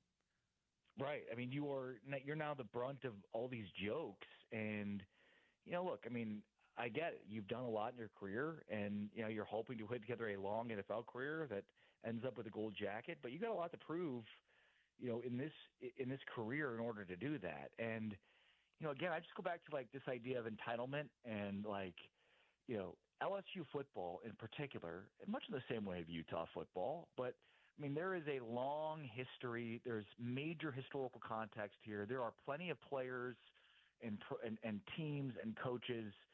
It's. I just think there are probably a lot of fans fatigued with the NIL era, but maybe not as much as they're fatigued with this part of the NIL era. Just this idea of I'm bigger than the game. I'm bigger than LSU. I mean, we just got through with this in many ways with Darren Peterson at Kansas, where it's like you're not as big in the program as you think you are, and that's just in many ways the element that we live in right now. We have a era of extreme entitlement, and that's what this is a product of. I'm entitled to forever have the number 5 associated with me. Dude, you were at LSU for 2 years. Do you know how many Lettermen they've had? Do you know how many elite 4-year starters they've had that have gone on to be in the College Football Hall of Fame, and some of them have gone on to have Hall of Fame NFL careers. Like there just seems to be all of that lost on current players, and it is, I think, it's very much upsetting to many of the long-term fans of the sport. Like if you're a long-time LSU fan, if you live in Baton Rouge or Shreveport or New Orleans, and you've been a long-time LSU fan, like Jaden Daniels had a good run, but like Joe Burrow is a bigger deal at LSU. Ed Orgeron is a bigger deal at I mean, just go back and go through the great quarterbacks and players and Nick Saban. I mean, Jaden Daniels thinks more highly of himself, I think, than many of the LSU fans do. And I'm sure, again, LSU fans, like his time, and he was a really good player. I was at the LSU-Alabama game where he threw a touchdown pass in overtime to win the game. It was iconic, but there's been many iconic moments of that football program, and that's sort of the point here is you're just a caretaker, of this amazing program. You're not the centerpiece of that program, and it feels like this makes you look like you are the centerpiece. Ari Temkin, our guest here on the Sean O'Connell Show, talking all things college football. The AP poll came out, and same teams, same order, slightly different placement for a couple of them from the Big 12. Texas Tech is your highest-ranked Big 12 team, then BYU, Utah at number 21, Houston sneaking inside the top 25. So no real surprises there. That's what we saw from the coaches poll, and a lot of publications are kind of putting out this same thing. You've gone through and you've looked at the rosters of these teams. You've looked at the schedules for these teams. The greatest upward mobility and the greatest risk for falling down of those preseason ranked teams, who do you think it is? Yeah, I mean, as much as we want to make this seem like more of a joke, or not a joke, but more of a talking point, like I don't think we can underplay the importance of the AP Top 25, the preseason one, in terms of the college football playoff poll. I mean, it is a hugely influential poll just in terms of the regular season. Should it be? No. Is it? Absolutely. And look, I'll say this. I think it's important for the Big 12 to have the teams that are on the AP Top 25 right now stay there and push up and not find themselves with early losses. I mean, the biggest issue right now with the Big 12 is perception. And at this point, perception is that the Big 12 is just not very good. It's a bunch, of average teams. And then there's Texas Tech, who, I think most people would observe aren't exactly a player on the national stage because of what happened last year. And, it's funny. We've been talking a lot on the Countdown to Kickoff about what's happening lately. And I've only become more and more enamored with Utah, with Devin Dampier, with what they've done in the lead up to camp. I mean, the story with the scrimmage recently where, they basically caught an audible that worked successfully, but was not a play that Kevin McGivern had installed, or even their quarterbacks coach. And basically I think it was Steve Bartle who wrote about this for KSL Sports, basically saying like, yeah, this was a group that got together in Arizona independently and put this together. I think that says a lot about Devin Dampier. I think it says a lot about their potential this year. And it says a lot about, I think, where they are minus the offensive lineman they lost. So it's a long way, Sean, to say, like, I think the right pieces are in this AP Top 25. I certainly think of the 4 best teams of the Big 12 being those 4. And so now it's about living up to the expectations, because if there's a bad loss, with one of these teams early on, that will have a major stain on the conference. Should it? No. Will it? Absolutely. The conference just has very few games for which it's judged. And so as long as they kind of hold serve and the teams that are expected to be good stay good, I think the perception of the Big 12 will continue to grow. But, I mean, Houston, Texas Tech, week 3 as one of the starting points for conference play is a big one. You know, BYU and Arizona, week 2 is a really good one early on. So there's some really good early games that could have an indication on how this could go. The other polls, there's like the also receiving votes, and Arizona is in that category, right? Houston sneaking into the top 25, Arizona in that like, hey, maybe kind of position. Is there anyone else for you? I mean, Arizona is on everyone's mind, and we've talked about them before, but if all things go well for the Big 12 conference and you get a couple of surprise teams, then, you know, if it's Arizona or could it be Arizona State? Is there somebody else that, as we've done more study and gotten more ready for this season, you're like, all right, I'm convinced they're going to be a top 25 team at least? Yeah, it's a great question. I mean, I'm actually kind of surprised that Oklahoma State wasn't in the others receiving vote category, because they've definitely been an off-season darling from, you know, a national perspective. I'm still, you know, curious about Oklahoma State's defense and, you know, will it be able to carry them towards the top of the Big 12? And remember, I mean, this is a team that has not won a game against an FCS opponent in 2 years, and has lost 18 straight Big 12 games. So, you know, they probably need to walk a little bit before they can run, in terms of the crawl, walk, run situation that they're in right now. And losing 2 games, rather winning 0 Big 12 games in 2 seasons, is more of a crawl before you can walk type situation. Baylor, to me, and, you know, look, maybe I'm the boy who cried wolf with Baylor because I picked them to win the Big 12 last year, and that was an absolute disaster. But I'm really high on Baylor as being one of those teams, simply because I think this defense is going to be very good. Hosea Wheeler, who spent the last 3 years at Indiana, helped them obviously win a national championship at the middle of that defense. He was cleared and is now eligible to play for at least the first 3 months of the season, and we'll see what ends up happening with that. I think their defensive line, led by Wheeler, is going to be really good. And I really like Joe Klanderman, who longtime defensive coordinator at Kansas State, who at his time in Kansas State, like, his worst defenses were average.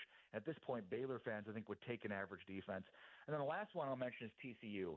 The biggest thing holding TCU back, and I would say the same case for Arizona here, is their schedule. Arizona and TCU have brutal schedules. Arizona has to play all 3 of the top teams from the Big 12 last year: Texas Tech, BYU, and Utah. They also start off the season, you know, playing BYU week 2, which is really tough. But TCU, to me, is another one of these teams. They play, you know, they play next week. So next week is a game week for them, as they play a week from Saturday, the 29th, in Dublin against North Carolina. And it starts with that game, because expectations are you're going to beat UNC like you beat them last year. Well, I think North Carolina should be improved. My God, they can't be any worse. So that'll be a tough one. But they have, I think, a total shift in terms of their offensive philosophy. You know, they hired Gordon Samus, who comes in from UConn.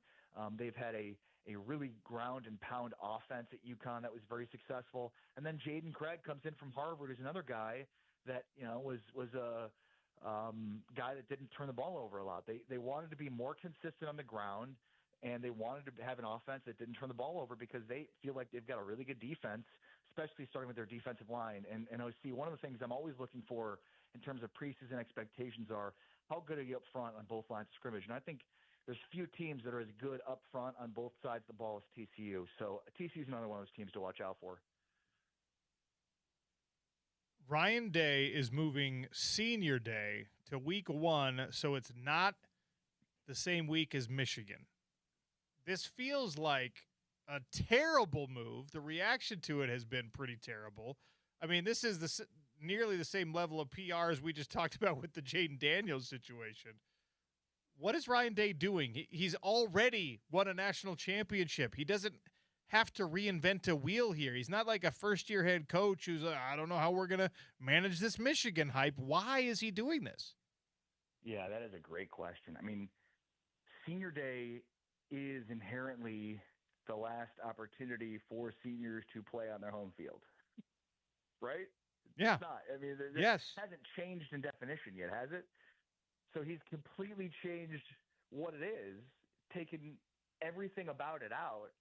And, like, the reality is you're only punishing the guys who have benefited the program the most, because in this transient time, the idea of having 4 or 5 year guys at the same place is unheard of. And the majority of guys that participate in senior day across the country are guys that have spent one, maybe two, perhaps 3 years, but for the most part, just that one season with them. And so, you're really most stringently punishing the guys who absolutely benefit the program the most. So, yeah, this is foolish. This is insane. This makes absolutely no sense. And again, you're like actually taking away from the folks that have helped you the most in terms of your program by sticking around, by being around there the most, by setting the example, by setting the tone. This is supposed to be what, their celebration. I mean, it's just funny, OC. Like, the further along we get, the less this is going to resemble college sports. And some of the things that we love the most about college sports are now being sucked away. For what? For what? Oh, because it's a Michigan game? Like, come on, this is – as long as – I mean, you talk about high school football and college football, nobody has to be explained in America what senior night is and what it means. If you ever participated in one of those as an athlete yourself, you know what it means. And you know that in many ways, as a freshman or sophomore or junior, you get to watch as some of your teammates and friends and family do the exact same thing. It is very much, I mean, it's I hate to be like to play into these cliches and stuff, but like this is what makes college football different. This is what makes college sports different. And by doing this, you're sort of playing into the idea that it's not any different, that it is the National Football League. Do you think after this backlash that they stick with this plan, or can he say? I mean, he's the head coach at Ohio State. Can he say, "Yeah, it's actually a bad idea. We'll do it against Michigan, not against ball freaking State"? I mean, I would hope so. I would, if there's one thing that is, I suppose, a positive about the current world we live in, it is that there is a lot of public pressure on this kind of stuff, especially when this stuff can be foolish. And this is one of those foolish instances. I mean, I would hope so. I would hope there'd be somebody with a rational brain that's like, what are we doing here? Do we not recognize like what this is all about? I mean, this at the end of the day, I know this is a business and there's tons of money at stake and this is Ohio State. It's a big deal, but like, I mean, are we not going to have tailgates before games? Are we not going to have a band anymore? Like these are all the parts that we have to really protect. Quite frankly, if we're going to be stewards of the things that make college football great, this is one of them. This is one of them. This is like, think about the guys that didn't play a ton, didn't see a ton of snaps, stuck around. I mean, went through two-a-days, went through grueling practices, difficult lifts, like all of that just to be recognized on senior night on the last day. Like, what are we doing? This is so stupid. What are we doing, Ryan Day? Figure it out, pal. Ari, it's not for Jeremiah Smith. It's for everybody else. You know what I mean? Like that's what's being missed here, and that's what makes college sports so great. It's the Rudy aspect of it, Like, I hate to be cliche, but that's what it is, and that's what makes the sport great. Well, I hadn't even thought about that aspect of it. Is like we need to. I'm totally with you. We need to do anything we can. I've been on this with rivalries primarily.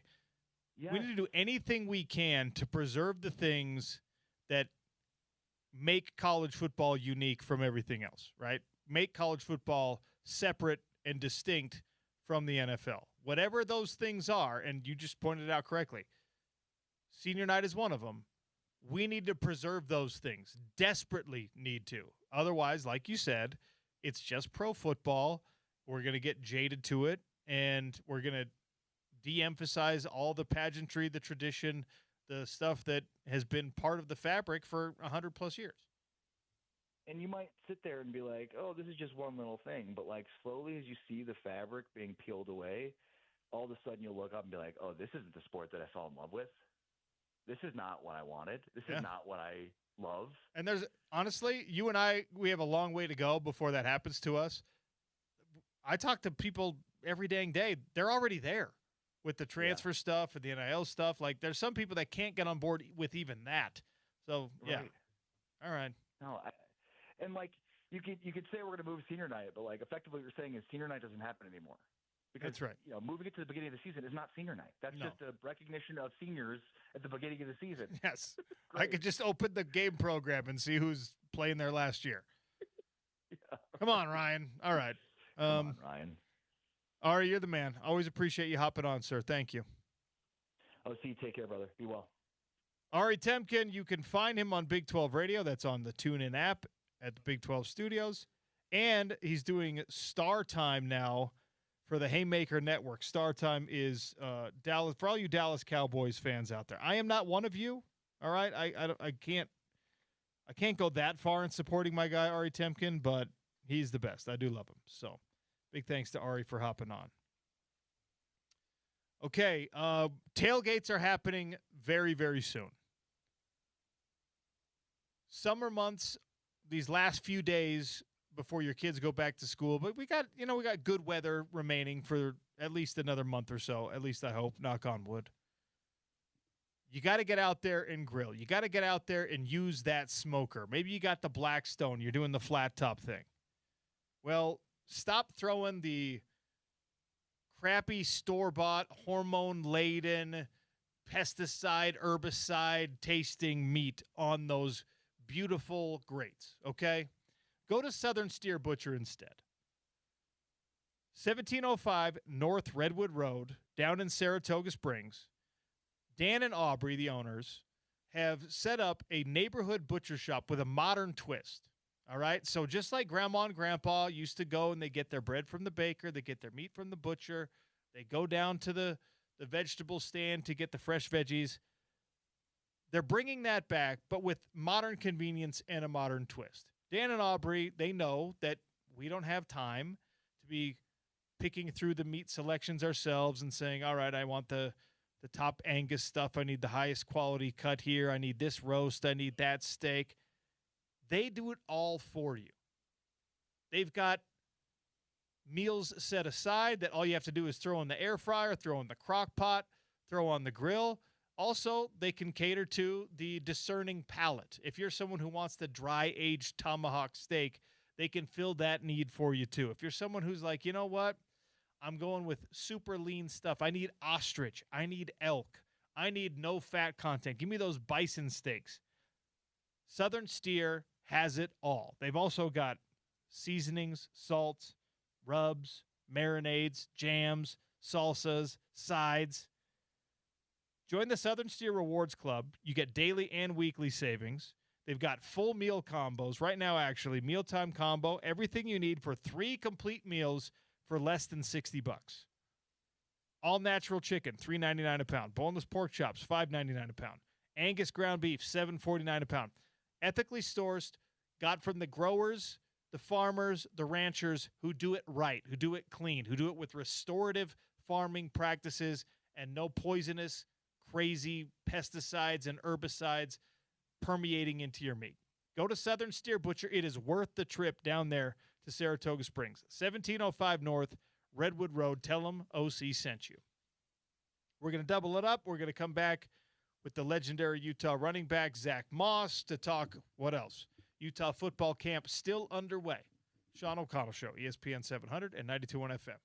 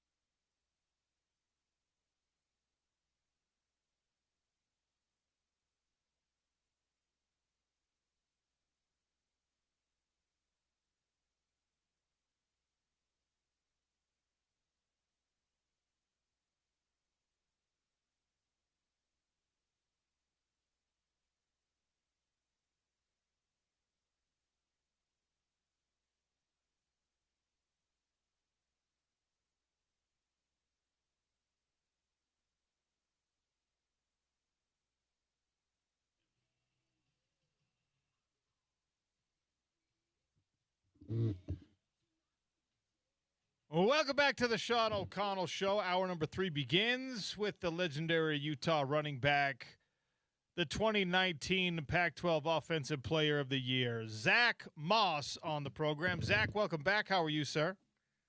Doing well, man. How you guys doing? Doing all right. We were joking earlier on the show about all this stuff with Jaden Daniels and his number at LSU, and them being mad that it's not retired, and there's another player using it now. How crazy were you about the number 2 when you were a college athlete? Like, how important was your number to you? I think it was important. Obviously, he has a different relationship with that number when you talk about winning a Heisman and things of that nature. But, I think it's important because that's the number a lot of people remember you by, but sometimes you try to, be bigger than that number. And I think at the end of the day, he's still bigger than the number. But like I said, I think the main thing is, it being connected to him being the third Heisman winner ever at that program. So it's a little different, but yeah. I was just looking at it. I was about to ask you who you ever shared that number with on the Utah roster, because when you're in the single digits, you know this better than I. When you're in the single digits, there's always a defensive player who wants to wear that number 2. Yeah. When I think defensively, Phil, on one of our safeties, wore the number on the defense side of the ball when I was there. That's right. Yeah, I'm looking at the 2018 roster. Philip Afia, number 2, 6'1", 201. Not quite. See, here's the problem. If you're going to be the guy who wears the same number as one of your teammates, and if that teammate is Zach Moss, that's tough, because then you're not the best number 2 on the roster. That's a hard thing if you're the defensive guy wearing that, right? I mean, I can agree to some degree. All right. I was asking a question also of the Utah fans this year, or for today, going into this year. We know what all the questions are around this team: offensive line, who's it going to be? Defensive line, who's it going to be? Who's going to be your leading receiver? That kind of a thing. Is there something that you're just certain will be the case for Utah football? Like for me, I said, here's one thing I don't have a question about. I know that one difference we will see with Utah football this year is more guys, like a higher number of guys, are going to score touchdowns for this team. You're not as limited in the number of weapons you have on this team. I think there's going to be better ball distribution. I think there's going to be more guys who get into the end zone for you. I could be wrong about it, but it's one thing that I don't ask a question. I think that will be the case. Is there something with all these changes that you're not questioning, that Zach Moss is like, this will be better than it was last year?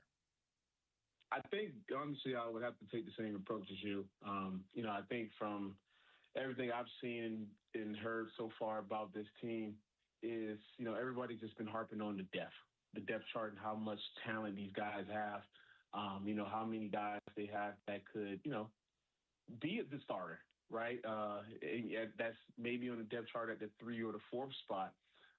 So I think that's the main thing is, I think that's going to be something that we definitely see where these guys, it's going to be a lot of different people, having big games. It's not going to be one specific person. I think obviously Dan Pierre and Ficklin and Parker will be, obviously the main 3 guys that are going to be doing most of the damage, which you hope, right? But I think it's going to be a ton of guys just doing a lot of different things. That's on the offense side of the ball, special teams, defense side of the ball, because this is a younger team on the defense side of the ball. So, they're going to ask a lot of guys to show up and be dominant, which I think this team can do. So it'll be interesting to see for sure.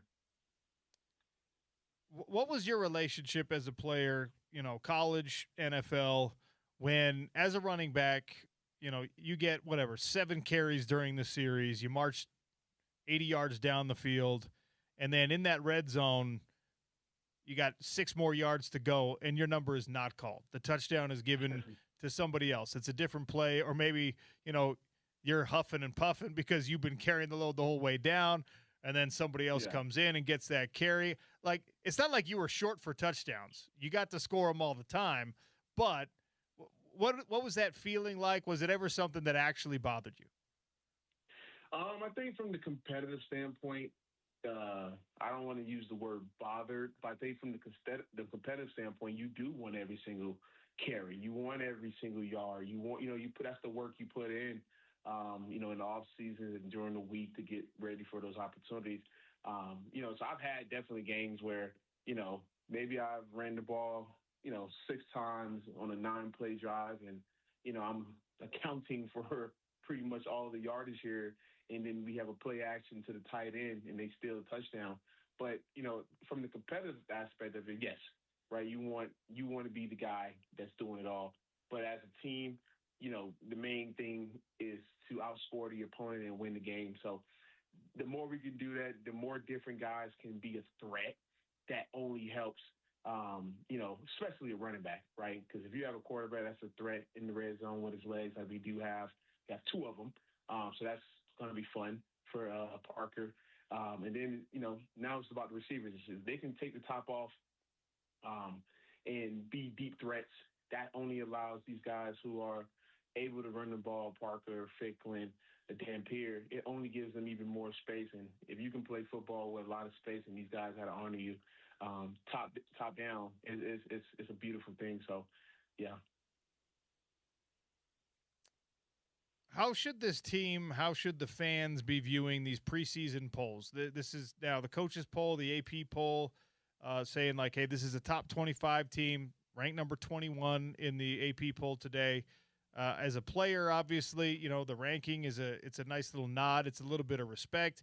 Doesn't help you win any football games. For fans, I think it's encouraging that you get to start there, even with all the changes, new head coach and everything, because it's hard to climb back into the rankings if people don't have expectations of you before the season. We know what the schedule looks like. So, how do you look at where the Utes are ranked 21 in these preseason polls? I think, that's pretty respectable considering, like you said, obviously the coaching change, the entire new offensive scheme, things of that nature. So being 21st, I believe is what it is, being 21st, coming in early with all those changes, that's a lot of room for growth. So the fans should be very excited. As you said, the players, you're not really too worried about it, but still, it's a little salty when you come in at 21, regardless of, what the changes may have been, whatever like that. But, the players would be ready to go for that. The fans, it's always nice. You got a team that you can watch that is kind of going to be good, and in the country is also seeing the same things as well.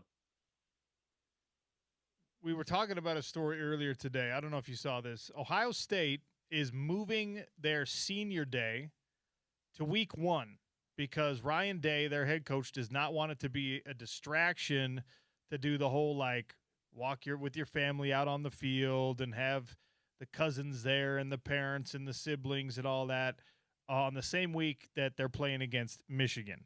Now, I don't know why the timing is now, why he's doing this. He's already won a national championship at Ohio State.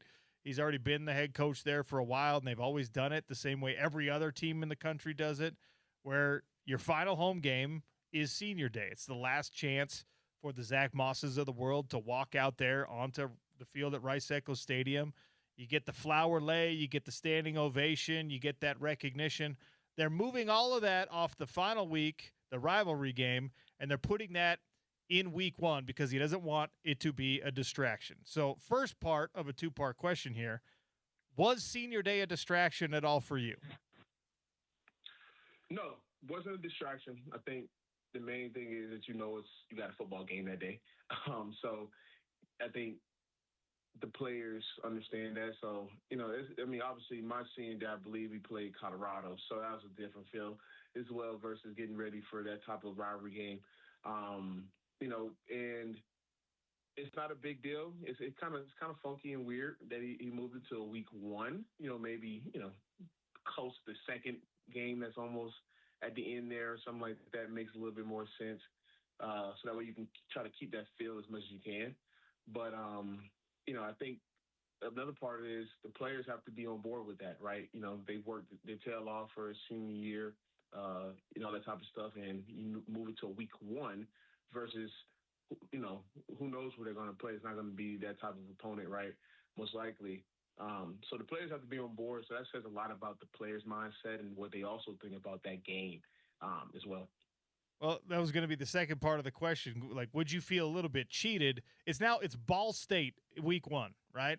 So it's going to be 90 degrees. You're playing against a MAC team instead of your historic rival or even another Big Ten team. You could do it 2 weeks before against Northwestern, right? That's a winnable game. That's your second to last home game, whatever. Would you feel a little bit cheated as a player in this scenario that it's happening week one? A little bit. Just like I said, just because it's week one, it doesn't really feel like a senior anything. You're kind of just trying to knock the webs off a little bit, and you're throwing that whole entire feelings, emotion, all that stuff into a week one, which is hard to do because it's not essentially going to be genuine because they know it's not their last game, right? So from that standpoint, I would have liked it to be, maybe game 5, 6, something where it's in the middle. You kind of can get things going from that standpoint. But like I said, that just says a lot about the players as well, that he can even, they can think about that as a staff and come to the players and the players agree about it because, obviously I've played with a lot of guys that played at Michigan and Ohio State, and the last thing you want to do is lose that game, especially if you're a senior. How many position battles were happening on the offensive line when in your NFL career and in your Utah football career? How many, as you're going into like game prep, rounding out of camp, and you're going into install and things like that, how many times did you, as a running back, question who the starting 5 in front of you were going to be? Probably one time where I actually ever questioned it. I think, especially on the pro level, you believe without a doubt that the coaches are going to put the best guys out in front of you regardless. And that the guys that get that call, they're professionals, they're playing for, families and different things of that nature. So they're going to play their tails off when they get the opportunity. So college was the first time I probably ever was like, oh, who are the guys that you're going to play with, things of that nature. And that was 2017. My first year starting, where obviously, all of that is brand new to yourself. And that's where you just got to be able to, learn the players, learn the guys that's blocking in front of you, be able to communicate with them because that's the biggest thing. The coaches can tell them a lot of different stuff as well. But when you're the guy out there running the ball and obviously, no play is ever ran and drawn up exactly how it is on the paper. So, if I need an offensive lineman to move a little faster, even though his coach wants him to hang on the block a little bit longer, whatever it may be, because, of my play style, right? That communication, that togetherness, all that stuff matters. So, that was the first time, 2017, and where I had to really kind of learn all that stuff. And then, after that, everybody kind of gets it. How much nuance is there to it, Zach? Did you ever adjust your running style, how fast you hit the hole or whatever, based on who those blockers were, or is it on them to adjust their block to you? How does that relationship work? You got to be adaptable. That goes for obviously the running back and the offensive line. Sometimes if you're running a pull play, trap play, whatever it may be, and you got a guy who's not as agile doing that, but he's our best puller, right? You got to be able to work with him and be able to set him up and put him in the best positions. Obviously the offensive lineman, I've played with some very athletic guys before, but at the end of the day, they're not really the most athletic humans at that size. So you got to be able to. Every offensive lineman listening right now is hating on that statement because one thing about everybody who plays every position, no matter how big or small they are, they think they're the best athletes on the field. Offensive linemen are like, yeah, we're athletic and we're 320 pounds. It's easy to move when you're 220. Yeah, like they are athletic, right? But I think the main thing is, you being able to understand your lineman, and they understand what you want to do as well. So that's the main thing as a back. And, we always talk about delivering the blocks to the lineman, right? Setting up the blocks, right? Being able to paint the picture for the offensive lineman, and putting the linebacker and manipulating the game a little bit with your movement, with your eyes, your footwork, shoulder pass, whatever it may be. And putting the lineman in the best position to make that block, especially when you're talking about putting him in space. That's the main thing. That's where the best running backs are able to go get those explosive plays over and over and over to some degree pretty consistently. How much of the running back position, your ability to navigate through traffic, is really instinct versus, coachable stuff? Because when we watch guys like you, when we watch the great ones at the college level, at the pro level or whatever, right? They know when to hit the hole. They know when to stutter their feet. They know that, that change of pace has to happen at a certain point.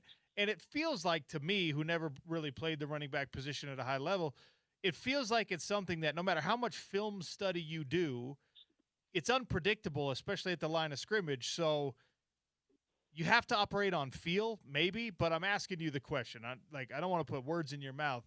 How much of it is instinct and how much of it is like, all right, I know that the stutter step has to happen right here. I know that there's likely backside pursuit, so I can't cut this one back or whatever. Is it a feel-based position more than most? I would say yes. I've always played this position predominantly out of feel. That's where, once you start talking about adding the film study, adding the footwork, adding all those different things, if you have the instincts, if you have the feel, you only enhance all those things once you add film to it and you understand, okay, on this what's our blocking assignment on this inside zone run? Are we getting combo blocks? Are we getting, 2 A's here, 2 B's, whatever it may be? I got a 3-eye, 4-eye, a 3-tech, right? All these different types of little communication things, right? Once you start understanding that part of the game, and then you're talking about having elite reaction skills and feel to the game, then it's almost to where you don't feel like you can do any wrong, and that's where you start to see a lot of guys is be able to play, right? The game is slowed down for them. Like I said, like my sophomore year, I played predominantly out of feel and reaction and just instinct, right? Just being a pretty decent athlete. That's what I played out of until, I got into the film room. I started seeing where I can get better at, things that didn't allow me to have any wasted movement. And that's the things where when you're back, those are the things you should measure to try to kind of see where you actually are. And once you kind of can see that, you can start adding to your game. And, that's one thing I saw this past season with Parker. That line was magnificent. So it wasn't a lot of reaction and different things that he needed to be able to see and feel. But I think that would be a challenge to some degree when you're talking about having 5 new offensive linemen. I don't really care who the 5 linemen are. They could be the 5 Pro Bowl, 5 Hall of Famers. That's a different thing. It's going to have some challenges when you lose a type of offensive line that was as seasoned as those guys last season. What's harder to deal with? You're in and a play breaks down and, it's a 1-yard loss. Or you're out, you're on the sideline, you're watching the play unfold, and that breakdown happens. You watch somebody else not hit the right hole. You watch somebody else not follow the right blocker, and you know that if you had been in there, or you feel like if you had been in there, that play doesn't break down. Which is harder to deal with? I think I would have to say not being in there, and the play not happening the way you feel like you may have been able to make that play work. I've been in that situation before where, we were in my last year in Indianapolis. We had a game versus Houston in week 18 to go to the playoffs. Either team, whoever wins, they are in. And it came down to a 4th and 2 or something like that. And, I had been running this play all year, but I wasn't fully healthy to, go out there and, solidify that play. So we put a younger guy in to go in out there, and he had a drop on a pass wide open. And, part of you is like, man, I would have made that play and, the whole 9 and things of that nature. And then you just hear the stadium erupt. And then the other side of you is like, well, I'm kind of happy that I'm not out there on that play at the moment, because if I dropped that ball, man, it would have been a bad day in Indianapolis for sure. But, I think definitely being out and not being able to help your team, like I said, everything comes down to that competitive edge, right? And everything, that's where the great football players, any person in sports, right? That competitive drive is what pushes you everywhere. I want to switch gears and ask you an NFL question here, because, preseason games happening right now. And in these preseason games, we see a lot of guys that are bubble guys. Maybe we don't see them in the pros this year. Maybe if we do, they're special teams level guys. There's a couple former Utes that fit into that category. And, like, you were drafted in a position where, correct me if I'm wrong, but you kind of knew you were going to make the roster. But walk me through what it's like this time of year for young players coming into the league, young players trying to prove themselves. And, we're watching some of their performances in these preseason games. We're getting some access to practice where guys are making plays and things like that. But just take me through the mental weight of either achieving the dream, making the roster, being an NFL football player, or, even if you're a great player, it just doesn't work out for you because it's the most competitive industry in the world. What's it like right now for young players in the league? Yeah, it's definitely tough. Every single guy that walks into that league, no matter if you're first, 3rd, 5th, undrafted guy, right? It is totally different for each guy on, how they view themselves, if they're going to make the team, and things of that nature. Obviously, myself, I was never really in that situation where, that I had to really ever fully question if I was going to make the team. But obviously being around a lot of guys in the running back room, young guys specifically, where you kind of just, you just look at them and like, man, not because of a lack of talent or a lack of anything of that nature, because they got the opportunity, so it means they have the talent. Just know, man, these guys are probably just going to be here for these, 4 weeks of camp, right? And we need bodies, right? Because that's kind of how the game is, right? It's a business. So you need camp bodies is what we call them. And, once the preseason games are up, some guys are balled out in preseason and they don't really get opportunity on that same team or many other teams.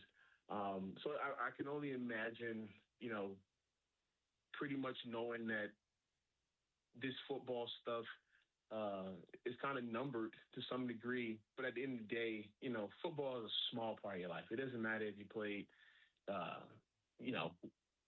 6 months in the NFL, 6 years, or 16 years, right? It's still a super small part of your life where, a lot of guys, they don't even make it to 30, right, in that game.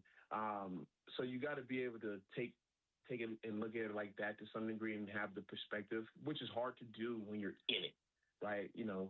That's easier said than done. But, if you can have that perspective in those small moments where you do allow your brain to, move yourself away from football for a little minute, that helps a ton. So, that's what I would say.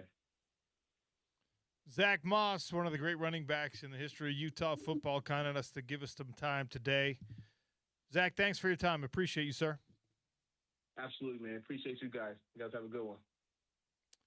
Zach Moss. We'll be seeing and hearing more of Zach Moss this coming season. He will be a regular guest on the program.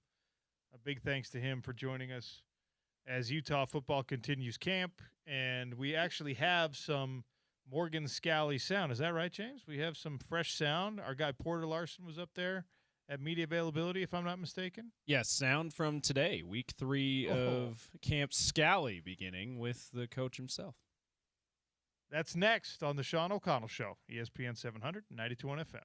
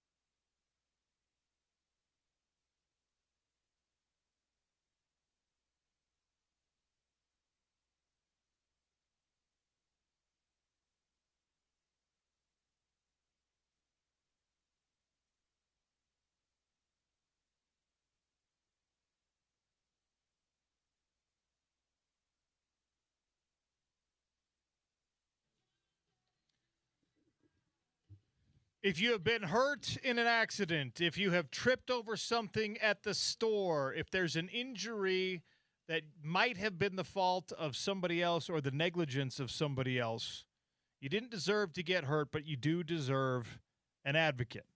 801-355-5550. 801-355-5550. Or go to UtahAdvocates.com. There's someone available to you 24/7, 365 days a year to talk about what happened, to talk about the best steps moving forward. Advocates are award-winning injury attorneys, and they're looking for simple wins to help improve your life after an injury. If it's a car accident, if it's a slip and fall, if it's something fell on you, if it's something that doesn't fit into any of these categories and you're listening and going, well, he didn't just mention what happened to me, that's fine. No-cost consultations mean you can just ask the questions, any legal question you have.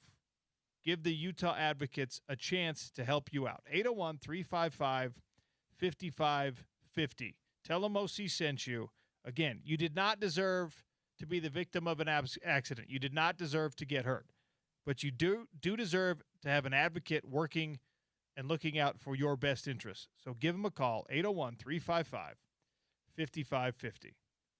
All right, Morgan Scally sound post-practice from today. The Utah head coach addressed the media.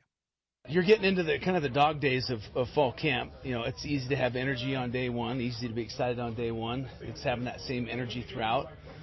Really good practice today, competitive. We're becoming better, situational mechanics, and so it's good that it's competitive right now, that you don't have one side dominating the other. And I think the coaches are doing a good job of keeping our guys fresh, but understanding we got to be physical. Coach, offensive line was a big priority coming into camp. Do you feel like you've got this down to 2 or 3 combinations you feel good about? Not yet. We're still a couple bumps and bruises that shifts things around, but we'll have our dudes by game 1. Where does Obot fit into that? He's looking really good, but he understands the stuff he needs to work on, and no spots are solidified right now. You guys had a scrimmage on Saturday. What stood out from that first scrimmage? I would say the play of Matiaki Helu showed up in a big way. Lance Holtzclaw off the edge, making a bunch of plays, receivers downfield. So there's a lot of good stuff. I thought the situational mechanics, like I said, that's one thing that, at the beginning of camp, not clean enough, not fast enough, but much better. I'd say red zone work, kind of a mixed bag. We need to be more efficient, not enough touchdowns in the red zone, too many field goals. Having said that, the kicking game's really good. Kicking game is really good. Love our 2 kickers, and obviously Orion's been established as a punter, but both Dylan and Tanner are doing a nice job. Morgan, obviously the offensive line has been a question mark for you guys. Just what else do you want to see out of them as fall camp progresses?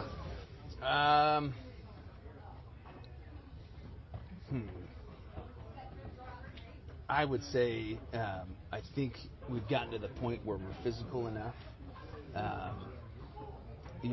The pre-snap penalties are being cut down. Just continued progress. There's not one glaring thing where I'm sitting there saying, like, we're deficient here. It's just maybe a little bit cleaner in the things that we're doing, from protection to taking on slanters. So, and they've got, one of the best teachers I know in Jordan Gross. So, I'm excited for that group and what they're going to show that first game. How does the defense look right now? Defense looks good. We're solidifying that, the D tackle spot. Same thing on offense. You get these bumps and bruises, guys, having to be out of practice or 2. So still, that's up for grabs as well. Getting Carson Kafusi back and, mixing in some guys. So that's unsettled right now. Are you still exploring bringing back in the Kawhi Rogers or any other class of 22 guys, or do you feel like this roster's set? We feel pretty good right now. This time last week, you talked about tensions being kind of high between the offense and the defense, and maybe even wanting to cool down a little bit. What is the process like, and how neat is it to watch a team become a team when they stop competing with each other and start, jumping on the same page? Oh, I think we have it now, and I wouldn't say, you have to be competitive without being combative. It's the stuff that's going to get you penalized, the extra shoves and stuff like that, and so there is a fine line, but our guys do a really good job of making sure that we don't take it to that next level where all of a sudden there's stupid penalties. And I would say it's really not an issue, and this is a very close team. I'm excited. Morgan, it seems like you made a pretty intentional effort to invite former players back into the program, have them watch practice. Why is that important for you? Why is it important to have alumni around? Well, man, they bled and sweat, and they love this program, and they want to know that there's a legacy there. That our current players didn't build this building, and our current players are building their own legacy. So there's a lot of guys, a lot of passion for this program. The way it's been run, the family atmosphere, they need to know that continues. You talked about, obviously, the offensive and defensive line. There's still positions up for grabs. Mm-hmm. How about the depth and your pecking order at wide receiver, corner, some of those other positions? Just lovely. We got good ones. I'm not going to tell you what that depth is, but we got good depth, and you do your fantasy draft or whatever. That we got really good ones. I'm excited for that group both, and that's another group that traditionally they're sitting there in their fights every day with the wide receivers and DBs.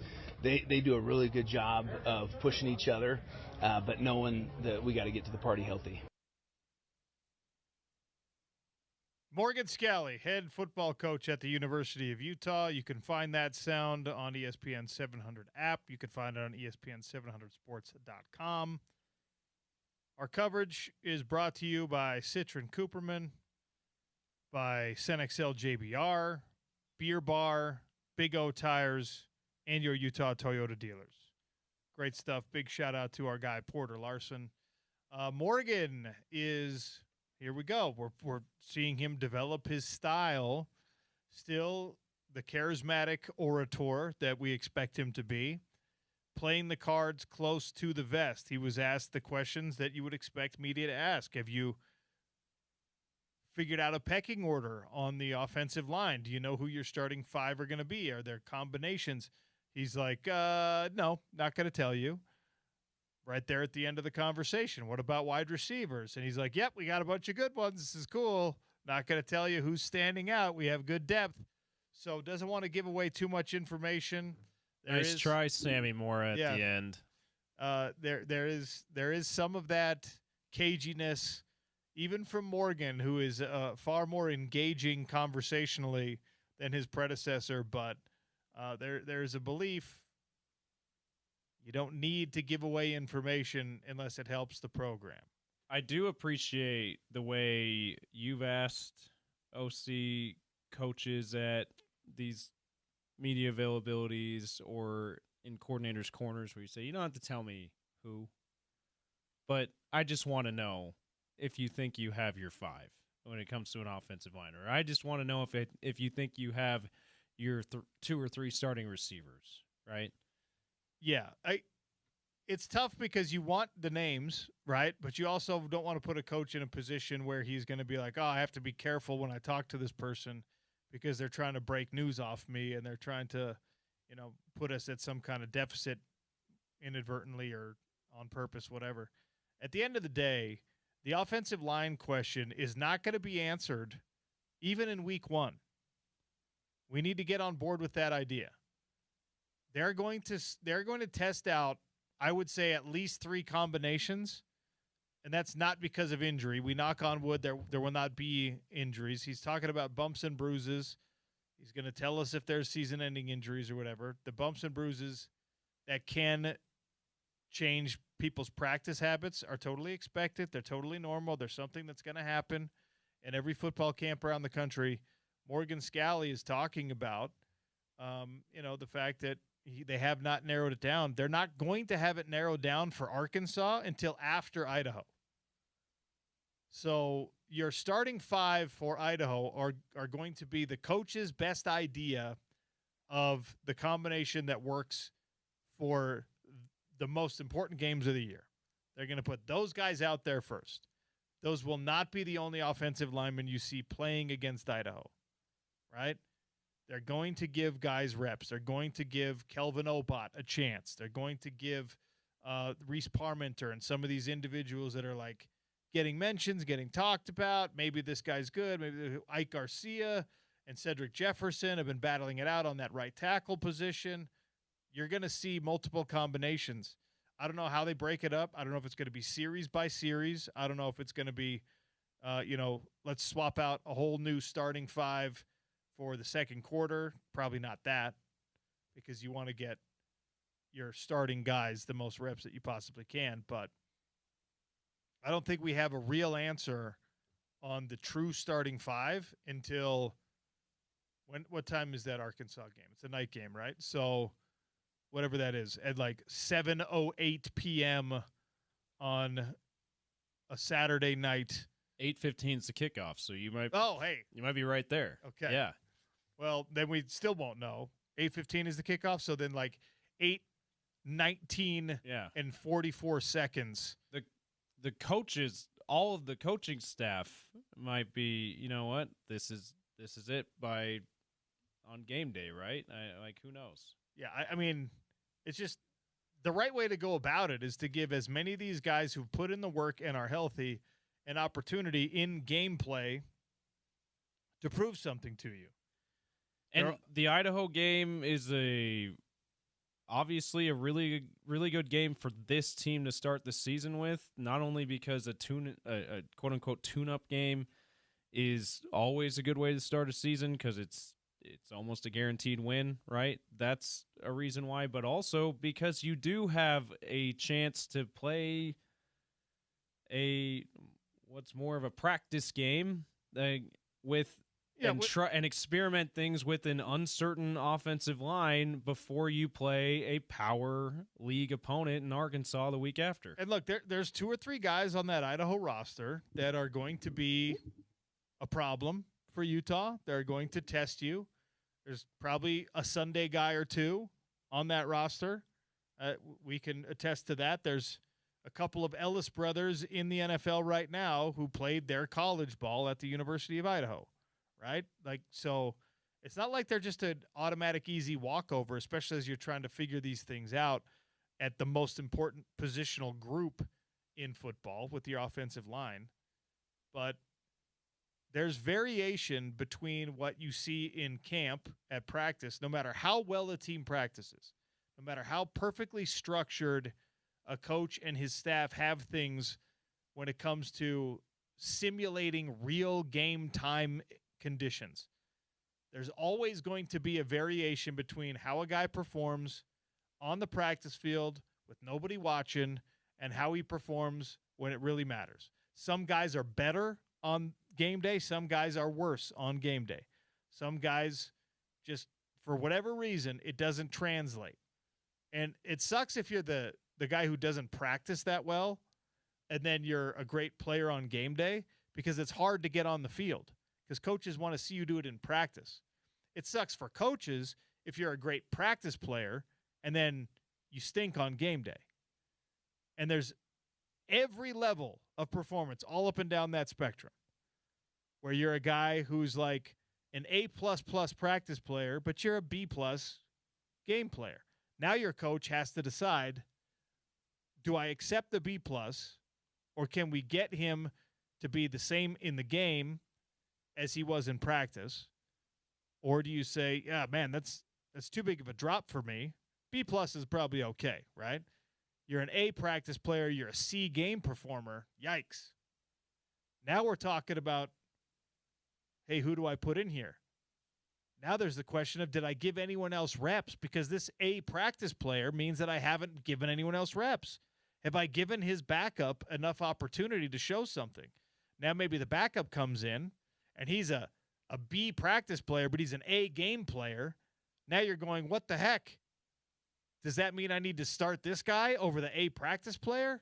Also, what do I pay these guys? They're both taking NIL, or is the backup not an NIL guy and now we've wasted $200,000 on the starter? I mean, there's so many different factors here, and you're not going to get it all the way figured out at every position, probably beyond the Arkansas game, probably after Utah State or beyond that, right? It could be in flux throughout the season. Injuries obviously rear their ugly head at some point, and now you're worried about, okay, what's the best thing to do here? if we're going to stick with the offensive line, my starting five look like this. We've had Cedric Jefferson and Ike Garcia battling this out at right tackle, and Cedric Jefferson just barely wins that battle. Okay. So now does that mean we say, Ike, you're the backup right tackle, or you're the swing tackle? You can back up left tackle also. Or do we say, you were so close to winning the starting job at right tackle, maybe we should have you play a little bit of guard and see if you're just as good there? I mean, it's an intricate thing, and it's something that Jordan Gross, thankfully, experienced when he was a player, not him individually experiencing, because he was the best guy. He was who he's supposed to be. But next to him, around him, on the opposite side of him, it was give us best available, right? And then same thing in the NFL. Are you who you're supposed to be in the NFL? The answer for him was yes. Well, this other guy we drafted, the answer was no. Look at this undrafted free agent that we got out of Tarleton State. Can you play next to that guy, Jordan Gross, right? They've done it. Morgan Scalley has done this. The equivalent of it defensively has always been, all right, you're too slow to play safety, but you got a big frame. Let's put some size on you, and now you're a great linebacker. They're going to take a couple of weeks to get the best players available on that offensive line, regardless of position. It's why I have told people Kelvin Obot will be playing consistently this year, because he's probably not your best left tackle. He's probably not even your best right tackle because of how much experience Cedric Jefferson has at a really high level on a national championship Montana State team. He is probably your best athlete on the offensive line. He's not yet your biggest or your strongest, but he's probably your best athlete on the offensive line. At some point, if you're coaching him right, he's one of your 5 best. I think Al Harrison has solidified his starting center position. Devin Dampier had some nice things to say about him today. We'll give you Devin Dampier sound. Maybe we'll get to it tomorrow. Maybe we'll have to send you to the website to grab it. But Morgan Scalley, he wants you to listen to what he has to say, but he doesn't want to reveal too much, because as loquacious and charismatic as he is, he's still a Division I college football coach. I do like that he kind of just landed on, yeah, we got guys. He's not, which and then just say it. I don't want to tell you. You know, I do like the lack of coach speak in that regard at this point. We'll get more of that as he gets more seasoned as a head coach, I'm sure, but I do like the honesty of, like, yeah, we're good with guys. I'm not going to tell you who. Also, you know what? It makes me more optimistic, because when he's basically just saying, just trust me. Yeah. Right? We have guys. If you don't have guys, you're clinging to the one player or the 2 players that are showing something, and you're, like, probably even subconsciously bringing them up as an example. Yeah. And saying, like, oh, man, Dalton Kincaid was unbelievable today, because you don't have anything else in the passing game. He's like, that was great. If you're just like, we're good, just trust me. We got the guys we need. That, as a fan, I'm like, okay, cool. So he doesn't think I need to know the names, but he thinks he can just say, we're all right, wait and see. That's all. That's where we're at right now. It does inspire a certain amount of confidence, for sure, when you do it that way. All right, last break. We'll do a little crosstalk with Spence next. It's the Sean O'Connell Show on ESPN 700, 92.1 FM.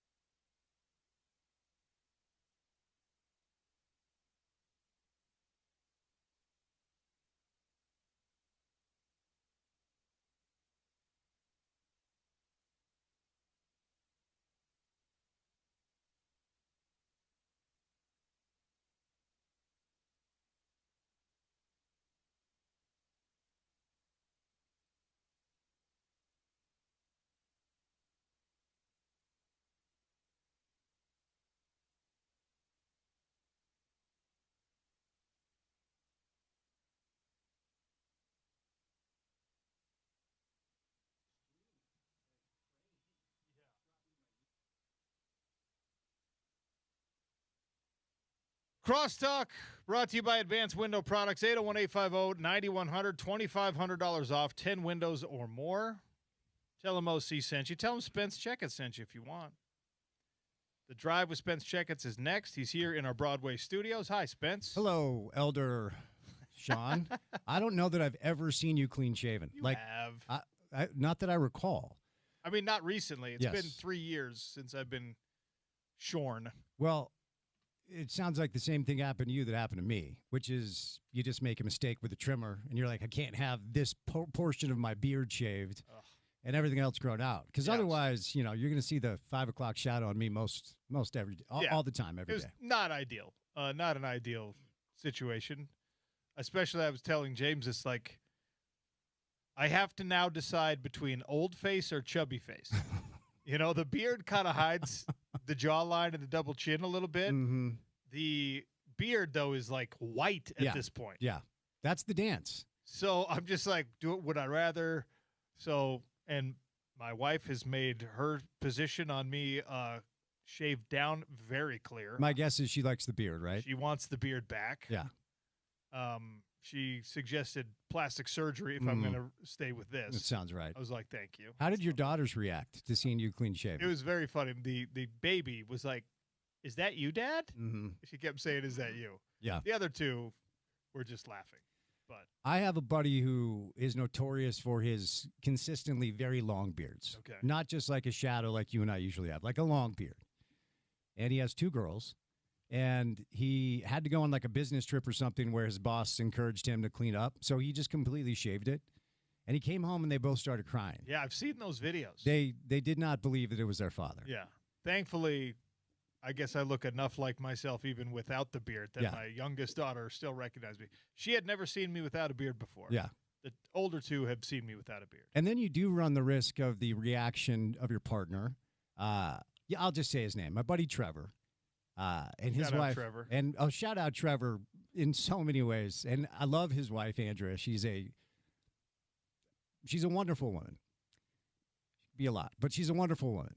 And she's a little bit of a fireball. Okay. And Trev decided to shave his beard one day. She came walking in, and she's like, I forgot how small your face is. Yeah, it's rough. So the feedback, you run the risk of some rough feedback from the partner. Which, by the way, like, I try not to make sweeping gender-based statements here on the show for obvious reason. Sure. One thing that is definitely true is that women feel comfortable saying things to their husbands that the man would never in a trillion years say the equivalent to their wife. You don't want my thoughts on this today, okay? We'll talk off air. It but would that is so well said. Never in a million years. Yeah. Like, my wife's reaction to me being clean-shaven, if I gave her the equivalent reaction to any look that she ever presented, I would be stabbed. Yeah, and and that's the problem. Can you imagine, like, if Kendall decided to get a haircut, and she came home, and you're like, that looks horrible. Yes. That makes your face look fat. She would divorce you within 48 hours. If she ever, got a haircut, and I was like, maybe you should get plastic surgery. Or those fat dissolving injections on your double chin. If I ever said that to my wife. Maybe you should find a new place to live would be the message. Yeah, the double standards in male-female relationship communication structures, it's wild. It's truly remarkable. I can't figure it out. I'm not good at it. Never going to figure it out. I'm going to Clooney it, dude. I am Clooney. Actually, he got married, didn't he? George Clooney got married, right? Did he? I think he did. But he lasted till like maybe mid-50s, so I've got another 7 or 8 years left. I hope you do Clooney it because, that means you're a billionaire. And you know what? If I was, I would do what Clooney did. I would have the dinner. I would have my friends over. $1 million for all of you. There you go. If I had that disposable income, my friends would all get $1 million. All right. I just want to get on the right side of that line of demarcation. You need to start being a lot nicer to me starting today. Do I have to start saying you're an adult? Yes. But you're not big enough. I'm 170 pounds. That's not bad. That's sophomore. Wait, what's like the average weight of like a college wide receiver? Well, if you play for the University of Colorado, it's 145 pounds. So you're good. Okay. You're good. In Coach Prime's world, you're a grown-up. Okay, that works. That works. Good enough. How much does Brandon Pagan weigh? like 210 pounds. Brandon Pagan is 210. He's a big. He's 6'3". Wow. Impressive. He is. Everyone was wringing their hands over J.J. Buchanan transferring to Michigan. Yeah. Pagan is the same size with more production. What about Drez Anderson? Drez Anderson is probably 190. Okay. So with a little bit of work, I could be Drez Anderson without the speed. I'm going to look it up. Okay. Average wide receiver weight in P4 college football. Here's something that'll make you feel terrible. What's Guess that? how old Drez Anderson is now. Ooh. What is his age? 2014 when he had 1,000 yards. Is Drez in his 30s? He's 34 years old. Wow. That's pretty wild. That makes me sad. My son turned 25 on Sunday. Wow. Well, I guess it was Saturday. We had his birthday party Sunday. But I now have a 25-year-old son. That's congratulations. Well, thank you. But it's I will say this to you, because right now you're just in the thick of it. You got the 3 little ones. The adult relationship with your children it's a pretty cool thing. What I'm saying is there's light at the end of the tunnel. Stick with it. I mean, I'm enjoying the tunnel now. Sean. 6'2", 190. Your wife told you to get plastic surgery. How much are you really enjoying the tunnel at this point? Well, the kids didn't tell me that. Fair so enough. That's fine. All right, 190 then. Yeah, 190. Okay. That's the goal for Spence Checketts. I don't know that I want. I kind of like 170, man. Yeah, you look great. I'm feeling pretty good about it. You just can't. You're just not a. Not a grown-up. You're just not a full adult. And you can't have $1 million. So there you go. Fine. Bad trade-off. All right, stay tuned for the drive. There we go. Good Thanks for crosstalk listening to the today. Sean O'Connell Show. We'll do it again tomorrow on ESPN 700 and 92.1 FM.